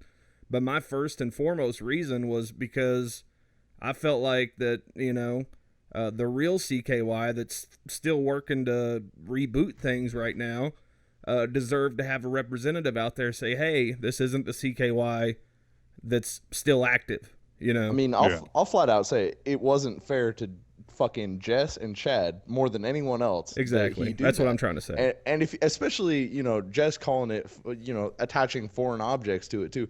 I'm sorry, but if fucking Jess isn't there and you've got your B-list fucking drummer that can't keep a beat going, that's not foreign objects to me. And you can't go and promote that. Like, even if it is a tiki bar. The tiki bar. Oh, man. But yeah, at the end of the day, the fans are right, and they're the ones that need to be pleased. And if someone's gonna do that shady kind of, swap in and out kind of game that he's doing, it's not right. It's not right to anybody that pays that money, and it's not right to anybody who's taking time out of their day to want to go see a performance of what they think is CKY, and it's not. It's just very, very shady, and that's another thing why I think. Darren, I mean, I hope the guy can get it together just for the sake of himself and his family, but doing stuff like that, that's almost unforgivable. Well, and at the end of the day, too, we were kind of right because people that went to that show expecting a CKY show went online afterwards and said that was not a CKY show. And, we're talking about various things that they witnessed at the show and was like, man, this was not what I was expecting, and I should have listened to you guys. And again, we weren't telling people not to go. We were just telling people that's not what you're getting. Right. Yeah. So anyways. It's a crazy world we live in, guys. It is totally a crazy world. Sharrock. I have a hard time saying that for some reason. Sharrock. Like, you know what? I hate to say this, but it rhymes with Barack Obama. Barack. So, Sharrock Obama. Yeah, exactly. Thanks for being on the program tonight, man. One more time, throw out a plug there for your podcast and all that good stuff, and we'll get you off here. Yeah, we're on the Gaming Marathon. We drop a new show every single week. Go to thegamingmarathon.com, check it out, or realmnetwork.com, RELMnetwork.com. And you can also follow us on Twitter at Gaming Marathon, and we'll keep you posted on the gaming news and when shows drop. It's an excellent show, and you still need to get dubCast on there. You know, we're trying. We're working on it. Mark Ronick, who owns the network, he's been just knee deep in work, so yeah. I'm going to try to bug him again about it. Right on, man. Nice. We'll take it easy. All right, thank you guys. Man. Appreciate it. Yeah. What I really love about this is just one guest brings up however many people, like fucking at least 6-7 handles I remember from the Alliance. And that's 6 or 7 people I want to have on, in the next episode. Exactly. Or the episode after that. I love it. Man, I'd forgotten all about that SoulSeek chat, man. That shit was so fucking... I know somebody has it. I was trying to remember the fucking name to SoulSeek, and I couldn't remember it for the life of me when I was trying to tell someone a story the other day. I was like, there was this peer-to-peer file sharing system, and I still have it on my laptop. Just nobody uses it anymore. Oh man! Every once in a while, I'll go on there and I'll create the CKY room just in hopes that somebody will be curious enough to get on and check it out. No. It's just Daryl waiting there for people to talk shit. Exactly, looking to rip off Kiss albums. Oh man, that fucking was great. Yeah, good job, sir. Fucking A. Sharrock Obama in the hizzy. Y'all go check out the Realm and all that good stuff. The links will be in the description. Yeah, definitely. All right, so we got another recurring segment. You guys remember it if you checked out our last show. We're going to do 3 for 3. This week, I know you just saw Deadpool, right, Tony? I did just last week. Just last week, and since it's March, I think, Batman versus Superman's coming out March 25th? Can't wait.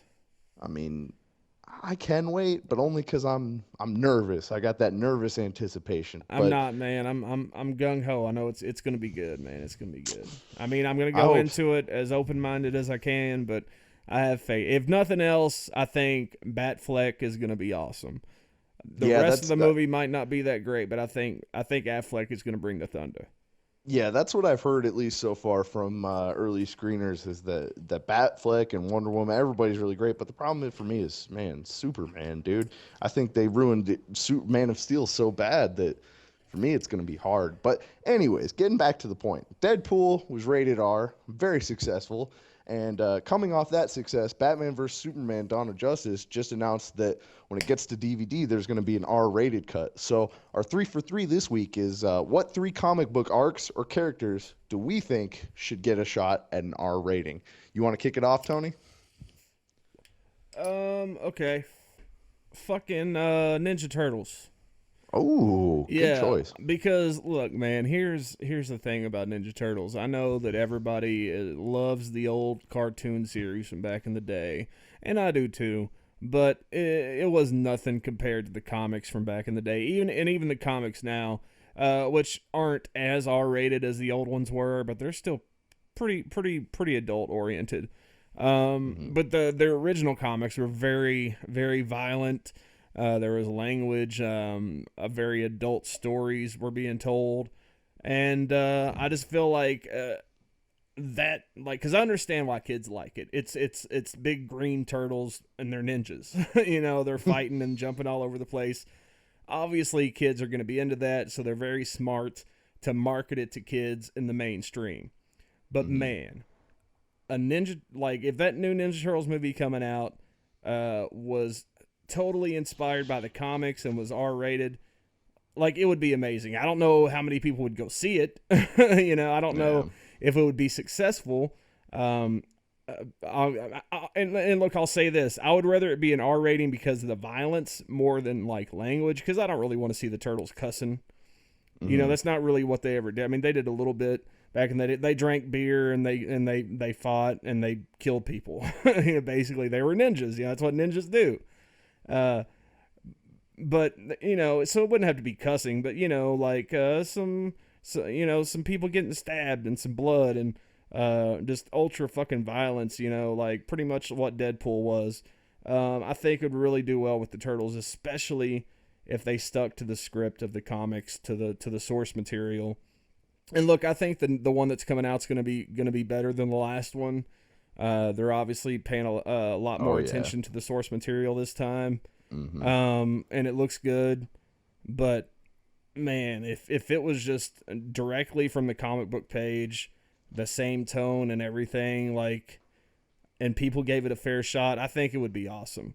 And then team them up with Batfleck after that. Exactly. I mean, dude, and that's another thing too. Right now in the comics, they have a Batman Ninja Turtles team up crossover going on, and it's actually really fucking good. It's on issue 3 right now, and I'm loving it. But yeah, that's my number 1.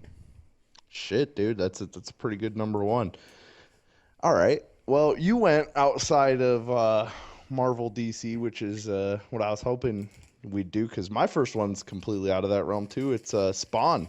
I think you know, anybody that remembers the Spawn movie knows that shit didn't get a fair shake. In fact, the only thing that probably did get a fair shake in that movie was the fucking 200-foot CGI cape that didn't look real.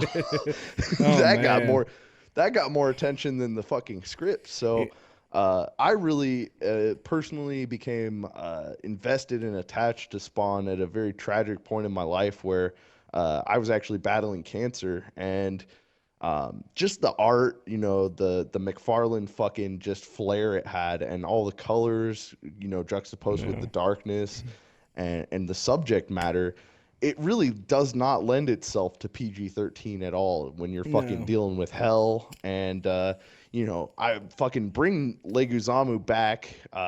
He fucking killed it. But you know, I think the rest of that movie, it was just fucking sad, because it's like, all right, guys, we want this to look cool. We want it to make money. You know, we want to have motorcycle chases and big explosions. But, you know, CGI wasn't where it needed to be at the time. And there were certain lines it couldn't cross with death and violence when you're dealing with somebody that's fucking death incarnate. You're fucking dealing with Spawn. So I think it lends itself much better to an R rating. And if they were to go ahead and try and do it again, you know, fucking go all out. Make Spawn as badass. And honestly, it should be like, there should be an edge of fear there that is real and similar to rated R horror movies.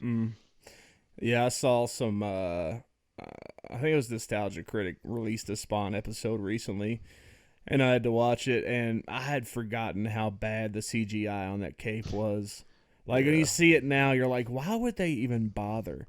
Did they? And they spent a lot of time on it too. Did they think that looked good back then? Like, they're like, oh my God, this is awesome. People are gonna love this. And I mean, again, I remember watching the movie as a kid, and it didn't bother me back then because, you know, the CGI wasn't that great. You know, but I don't know though. We did have Jurassic Park at the time, and the CGI was kind of good in that.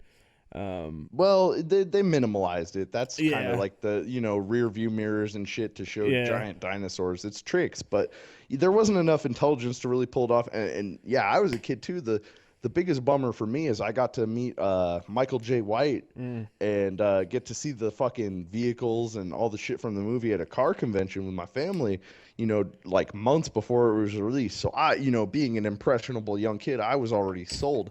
So I saw this movie, you know, already determined to love it. Yeah. And as I age, I kind of, you know, go back and wish I could slap myself and be like, man, why did you like this?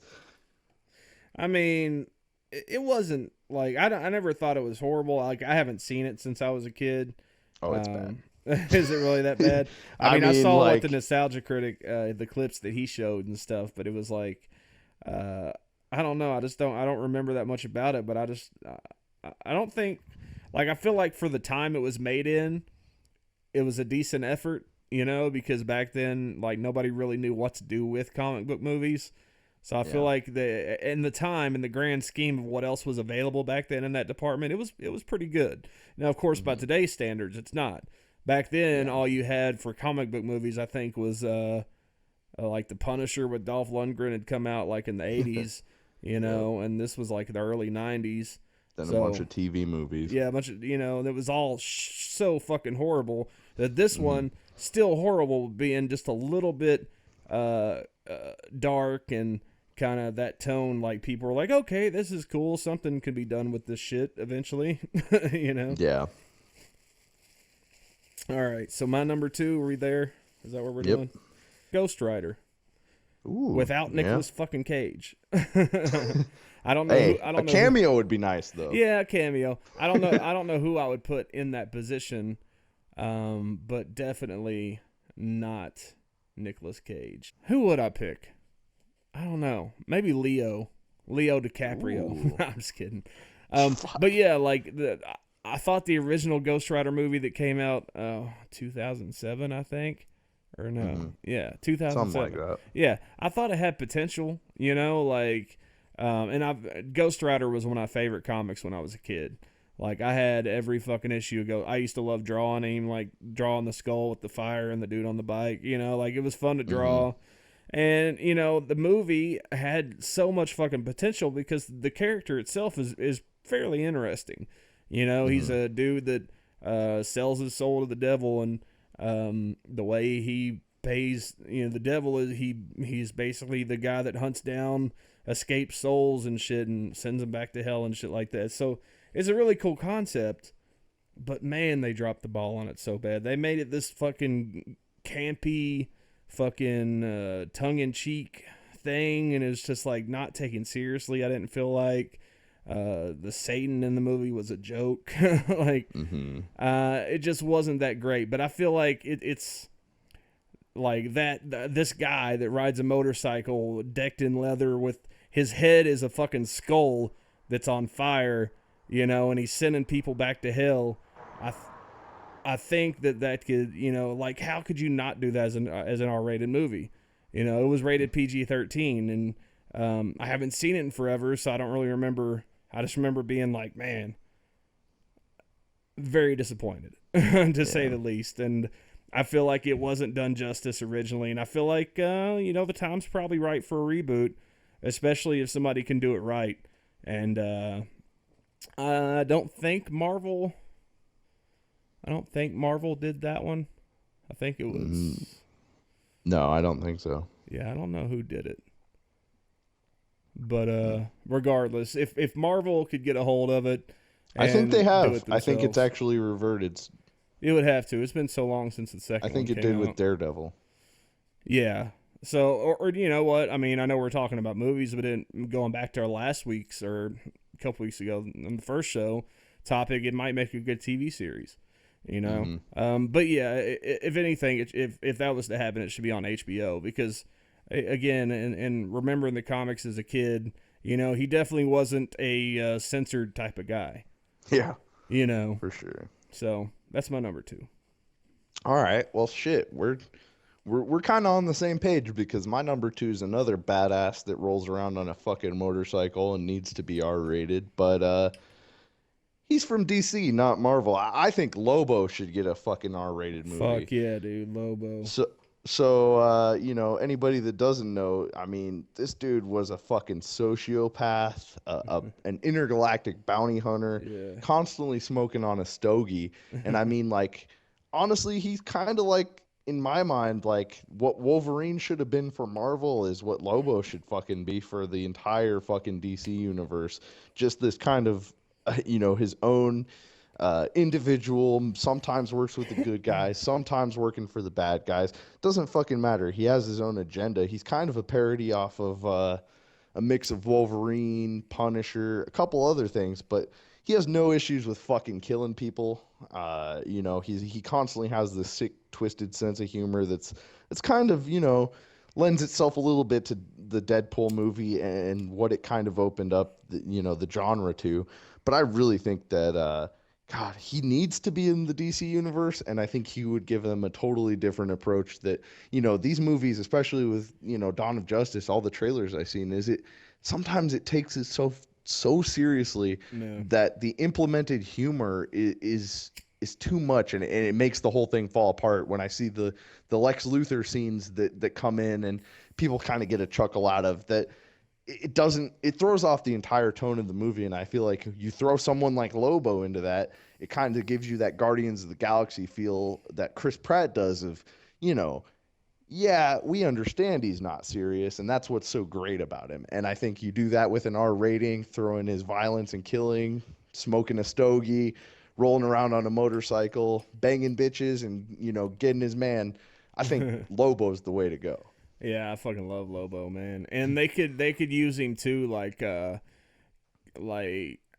of like you said, like Wolverine, but a little bit scaled back into where like he makes cameos in all their movies, and just pops up every once in a while and does something cool, and then just you don't see him again until his own solo movie or something, Exactly. Okay, so number 3, Teen Titans. Oh.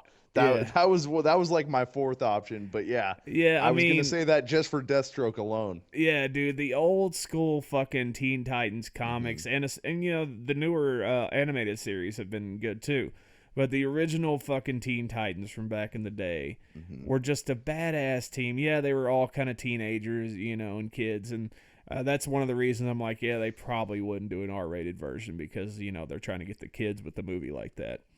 But man, like they were just so good, and you could imagine kind of just, you got fucking, Robin, heading up which Robin was it? Was it Tim Drake? He was. Oh man, I can't even remember. I think it was Tim Drake that led the team. I'd have to imagine in terms of age, yeah, it was probably Tim. Yeah. So you got him. He's a little wise ass, and just be some great fucking dialogue options there. And the Superboy, I believe. Yep. It's been so long, I forget the rest of them. Beast honestly. Boy, I'd throw Beast Boy in there. And I mean, then of course you got their run-ins with Deathstroke and all that stuff. Man, it would just I don't see how you could do it any other way but R, other than the fact that again it would. Because it's called Teen Titans, they would keep it PG-13. But man, if they could just let loose on that, because some of those old comics, man, I'd have to dig them back out. I just remember loving them so much as a kid, and a lot of people speak very highly of them. And all the people that remember that version of the Teen Titans are grown up now, so why not give them, and any new fans that are curious about it, like just imagine, like Kick-Ass, basically, but with popular faces that you remember from DC, the DC universe. And now would be a perfect time to get on that because they're building this whole universe. Why not bring in the Teen Titans, That and I'd say you could build on and make it sort of the format of Kick-Ass meets Hunger Games. Yeah, exactly. And I think, maybe the Titans don't necessarily have to, cross that R rating, but their backstories for the most part, are pretty fucked up. And if you could delve into those, you certainly can. And with Deathstroke, if you really want to portray Deathstroke, to his fullest, which, Arrow was able to do, to a degree, with, just some of the messed up and sinister things he was able to do there. But if you really unleash him at the height of his power, I mean, he can go and just with pure skill stab the Flash out of nowhere, that no other character in DC has that kind of power. So, and is a ruthless bounty hunter. So I totally agree. And, I really thought about making the case for Teen Titans if my number 3 pick wasn't so strong with me. And I mean, and for that matter, a Deathstroke would be an awesome fucking to have him have his own movie. Fucking Slade Wilson. Yep. Yeah. So yeah, he's just such a badass character, and especially the current run of comics that he's in right now are just fucking amazing. God, and DC TV really fucked it. I mean, they're planning on doing some with him because DC TV totally dropped him from whatever plans they had on Arrow. And Manu Bennett, who is playing him from Spartacus and a couple other things, he did an excellent job just portraying that character from the very first time we saw him in a flashback to where he really became Deathstroke. And they changed his origin a little bit. They gave him powers through a stupid serum, but it was still, you got the essence of the character, and just that made you long for more as someone that was watching the show. And the fact that they dropped it for the fucking movies, like, they better have something good planned. Exactly, yeah. I'm hoping that somebody does something with him. But anyways, your number 3, sir? My number 3, and like I said, Teen Titans was really close, but in terms of, thinking about and discussing with a couple other people, just on the topic of comics, I would love to fucking see Red Hood as an R-rated fucking movie. Yeah, and dude. Under the Red Hood is one of the best fucking animated movies, It's right so behind. good. And shout out to James Proxy Ghost for discussing this with me. But yeah, fucking Jason Todd, man.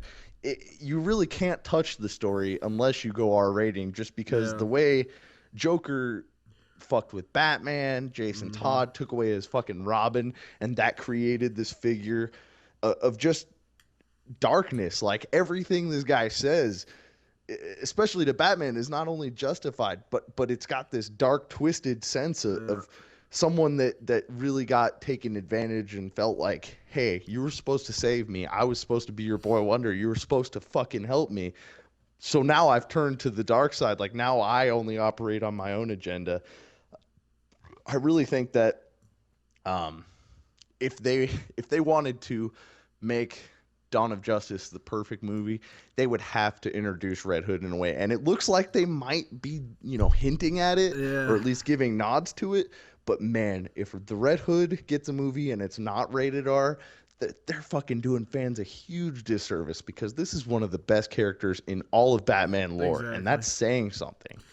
And I was thinking about the other night, actually, about what they could do with a Red Hood movie, like, because like, I feel like, because you've already got the animated movie out there, and the comic is one of the most, like, that run of comics was like one of the most popular ever.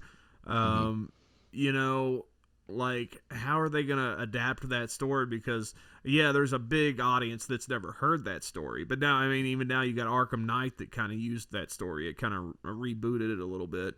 So a lot more people kind of learned about it.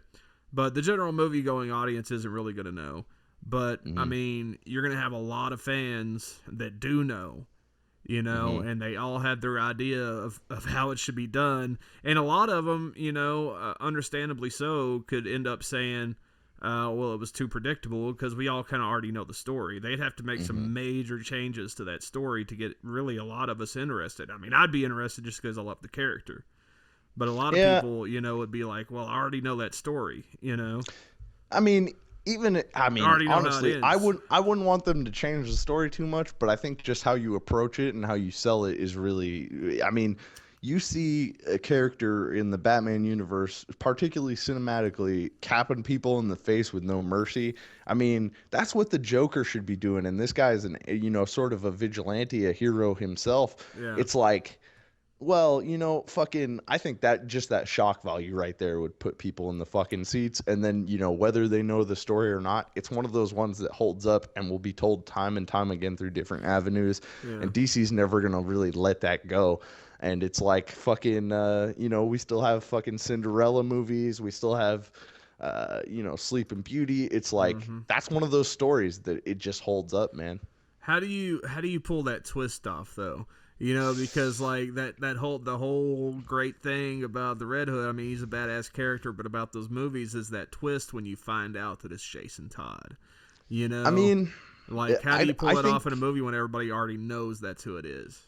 I don't think it needs to be the twist, though, like a third act. I think you kind of establish that sort of somewhere in the middle, and then you roll with the character himself, and you really show the degree of change. I think if you take it from Batman's perspective, you need that reveal. Yeah. But if you're taking it from the Jason Todd perspective, I mean, you can take someone that literally was a false victim to one of the baddest dudes in comic book history, and gets the shit beat out of him, and everybody assumes it just died. Yeah. They could even tie it into it. It would be great if they tied it into another movie. Like I said, if they tied it in the right way and introduced it the right way, and everybody just assumes this dude's dead, then they could totally catch people off guard. And I don't think it should be a third act reveal, but yeah, what would really might be a good idea there is to introduce the concept of Lazarus pits.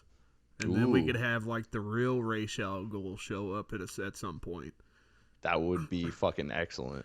Yeah. Because Arrow's already seemed to drop, and they might be doing it because, again, Arrow said that they destroyed the Lazarus pit or what the fuck ever. And it's like, why? You could have done so much more with that. You know, you guys really held back on the Ra's al Ghul angle. So, hey, Red Hood, man, I think everybody wants to see it regardless. I mean, I definitely do. I'm just worried about like the cat, like the very like the fans that are gonna be cynical about it, you know. They're gonna be like, the problem we already know that story, you know. You're not gonna please everybody, but I think they tried to do that with Arkham Knight, and it was like not a surprise to anyone. So I think if they were upfront, I had it. It was still a great game, though. I still loved it. It was, and that's what I think about the story is, people are going to see it coming from a mile away, but you deliver it the right way, maybe you put a little bit of a twist on it.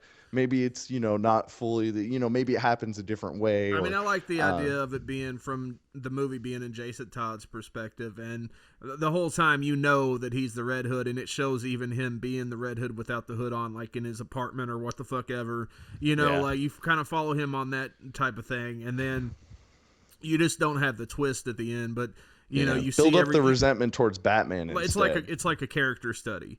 You see everything from his point of view and how he got to be Red Hood and why he does the things he does and why he has his qualms with Batman. You just don't tell it from Batman's perspective, and that's how you get around that. Exactly. And it's a perspective that nobody's really taken yet either. So exactly. Yeah. Fucking getting the shit beat out of you and held captive and everything else, fuck. All right, so man, we're getting. I'm gonna have to do a lot of editing here, but I'm thinking we're gonna be close to an hour and a half at this point. Right. So let's get into let's tell some stories, man. Yeah, I mean, shit. Our topic of discussion is bands we got into thanks to the Alliance, and I think, God, one of the first ones I gotta say right off the bat is Clutch. I think without CKY and the Alliance, I would have just never heard of this fucking band, and now they're one of those bands that every day when I'm in the weight room, like one of their songs I have to throw on. Just the energy, the pacing, there's similarities to CKY, but it's so unique and so different from everything else. I think a lot of people like to categorize it in that stoner rock category, but it really doesn't have anything else out there that's too like it. And God, I can't even describe my excitement when The Walking Dead decided to use, I think it was Regulator. Yeah, it was. And I was just like, holy shit, they just dropped all dialogue and just fucking let that roll for, a good 3 or 4 minutes of the intro. And I was like, it was badass. This is perfect. And when a band, you find out from friends and stuff, kind of makes that transition to being recognized on a hugely watched program like that, it really justifies that the people on the Alliance that really love music knew what they were talking about. Fuck yeah.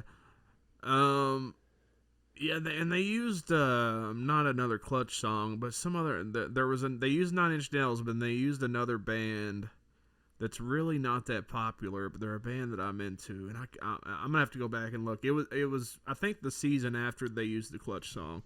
But yeah, they've done a lot of good music on that show. But yeah, I can't say that because I was a fan of. Well, I wasn't a huge fan of Clutch before I heard about CKY, but I knew about them. I liked the Binge and Purge song and stuff like that. There were like certain songs that I'd heard and that I had on tapes. That's how old I am. Yeah. In high school I had Binge and Purge on a tape, and I want to say Slow to China maybe. But mine is going to be.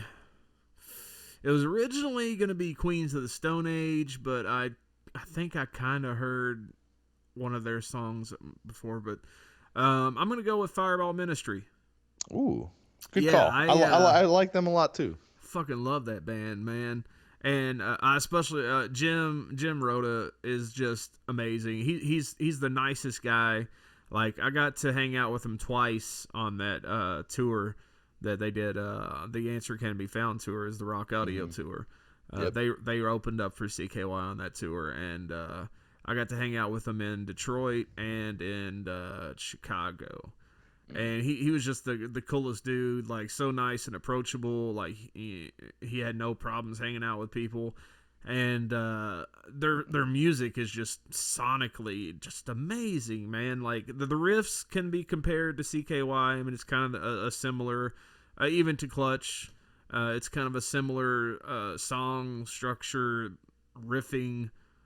I can't even explain it, you know. It's that catchiness of the main riff that just fucking sticks with you, and you gotta hear it again and again and again, and it works. That fucking Second Great Awakening CD. I mean, all their albums have been great, but that first one, man, I don't even think that was the first one, but the one that it had King and Flatline. Flatline kicks so much ass, man. The guitar riff in that and King, like those are two of my favorite guitar riffs of all time. Yep, I remember the picture we showed earlier was the first night I'd heard fucking they opened up right after the Knives, I think, and were right before CKY, and they opened up with Flatline, and I was like, holy shit, that song where has this band been? It just hits so hard, man, and he's fucking got a crazy good voice. I mean, everything about that band is phenomenal. Like, I can't even explain. I can listen to them anytime, anywhere, any mood I'm in, and it's the perfect kind of music no matter what. You know, they're a lot like Corrosion of Conformity, like kind of that similar style of rock and roll. Kind of stonerish, I guess you can call it, stoner rock. But yeah, man, I just don't know what else to say. I saw them in Cleveland. It was on my birthday, I think, or it was near my birthday. There was a blizzard outside, and I worked for the venue. I did like street team type of shit, so I got to go to shows for free. So sometimes I would just show up and not even know who was going to be playing. But I got into shows for free, and they were going to be there, and I was like, fuck it, I'm not missing that. And this big fucking blizzard came. And I called and I was like, look, is the concert still on? They're like, yeah, it's still on, but nobody's really here. So I go, and it's literally me and 3 other people. Oh, shit. Damn. By the time they finished, there might have been 15 people there. Fuck. It was insane, dude. And they played like there was 300 or 1,000 people there.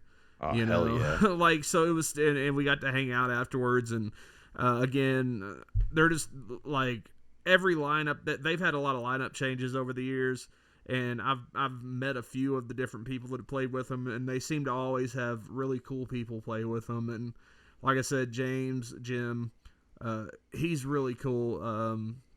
Of course, I found out about them because CKY announced that that's who they were taking on tour, and just kind of checked them out from there. And man, like they blew me away, especially with that first album.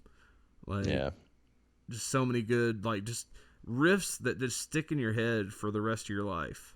Yeah, totally. Know? So that's it for me.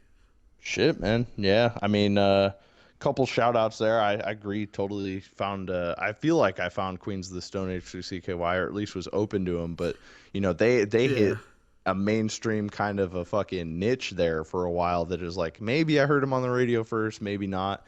Yeah. But, you know, shout out to I can't remember his last name, but Eric from forums for throwing me to Armor for Sleep when I was in complete denial about all emo music and just assumed most of it sucked. And then I heard Armor for Sleep and was like, wait a second, yeah, man. I think I found out about him the same way, honestly. Yeah, because that was his fucking avatar. It was that one album with Car Underwater. Things to Do When You're Dead. Yes, something like that. Yeah, something like that. And that album, like, I had on repeat for a while. Yeah, me too. I think I found Mastodon through CKY. I think I found... Yeah. I mean, like, a lot of the bands I'm really into today were, if not found directly through the forums, you know, at least... my mind was open to those genres through the forums. Yeah, exactly. My honorable mention would be the Moist Boys. the Ween side project. Yeah. That's almost what I went with, because like, man, there was a period of time after somebody in the board brought them up and there was a thread about them. I downloaded everything that they had. Like, and their songs are great because they're so short. I think I fit 3 CDs worth of songs on one disc. You know, Those were the days. Yeah, right. And there was a period of probably close to 8 months or so where that's all I listened to in my car was fucking Moist Boys. It was the perfect driving music. Like, it was so crazy, but it just worked. And it was like, to think that this was one of the Ween dudes, you know, like it's like, man. And I found out about Ween through the Pat movie. You remember Pat from Saturday Night Live? Yes. Did you ever see that movie she made? I mean, I saw the movie, but I do not remember Ween. Ween was in it. Remember, she plays bass for a band or something. She plays some instrument, and this band's like, "Hey, we need that. You need to come play with us." And then, that was fucking Ween? Yeah, and one of the big jokes in the movie is she goes, "I played with the Ween." Yeah, dude. So that's where I was like, I think I was like 10 when that movie came out. So yeah, I've been down with Ween since I was 10. I just never heard of the Moist Boys until somebody mentioned it. You know? Wow. But yeah, that's a great story. It's Pat. That movie sucks so bad. But yeah, Ween was in that movie. That's why I was like, oh man, I'm gonna have to check that out. No, I'm not. Yeah, it's not worth checking out, but they were definitely in it. So yeah.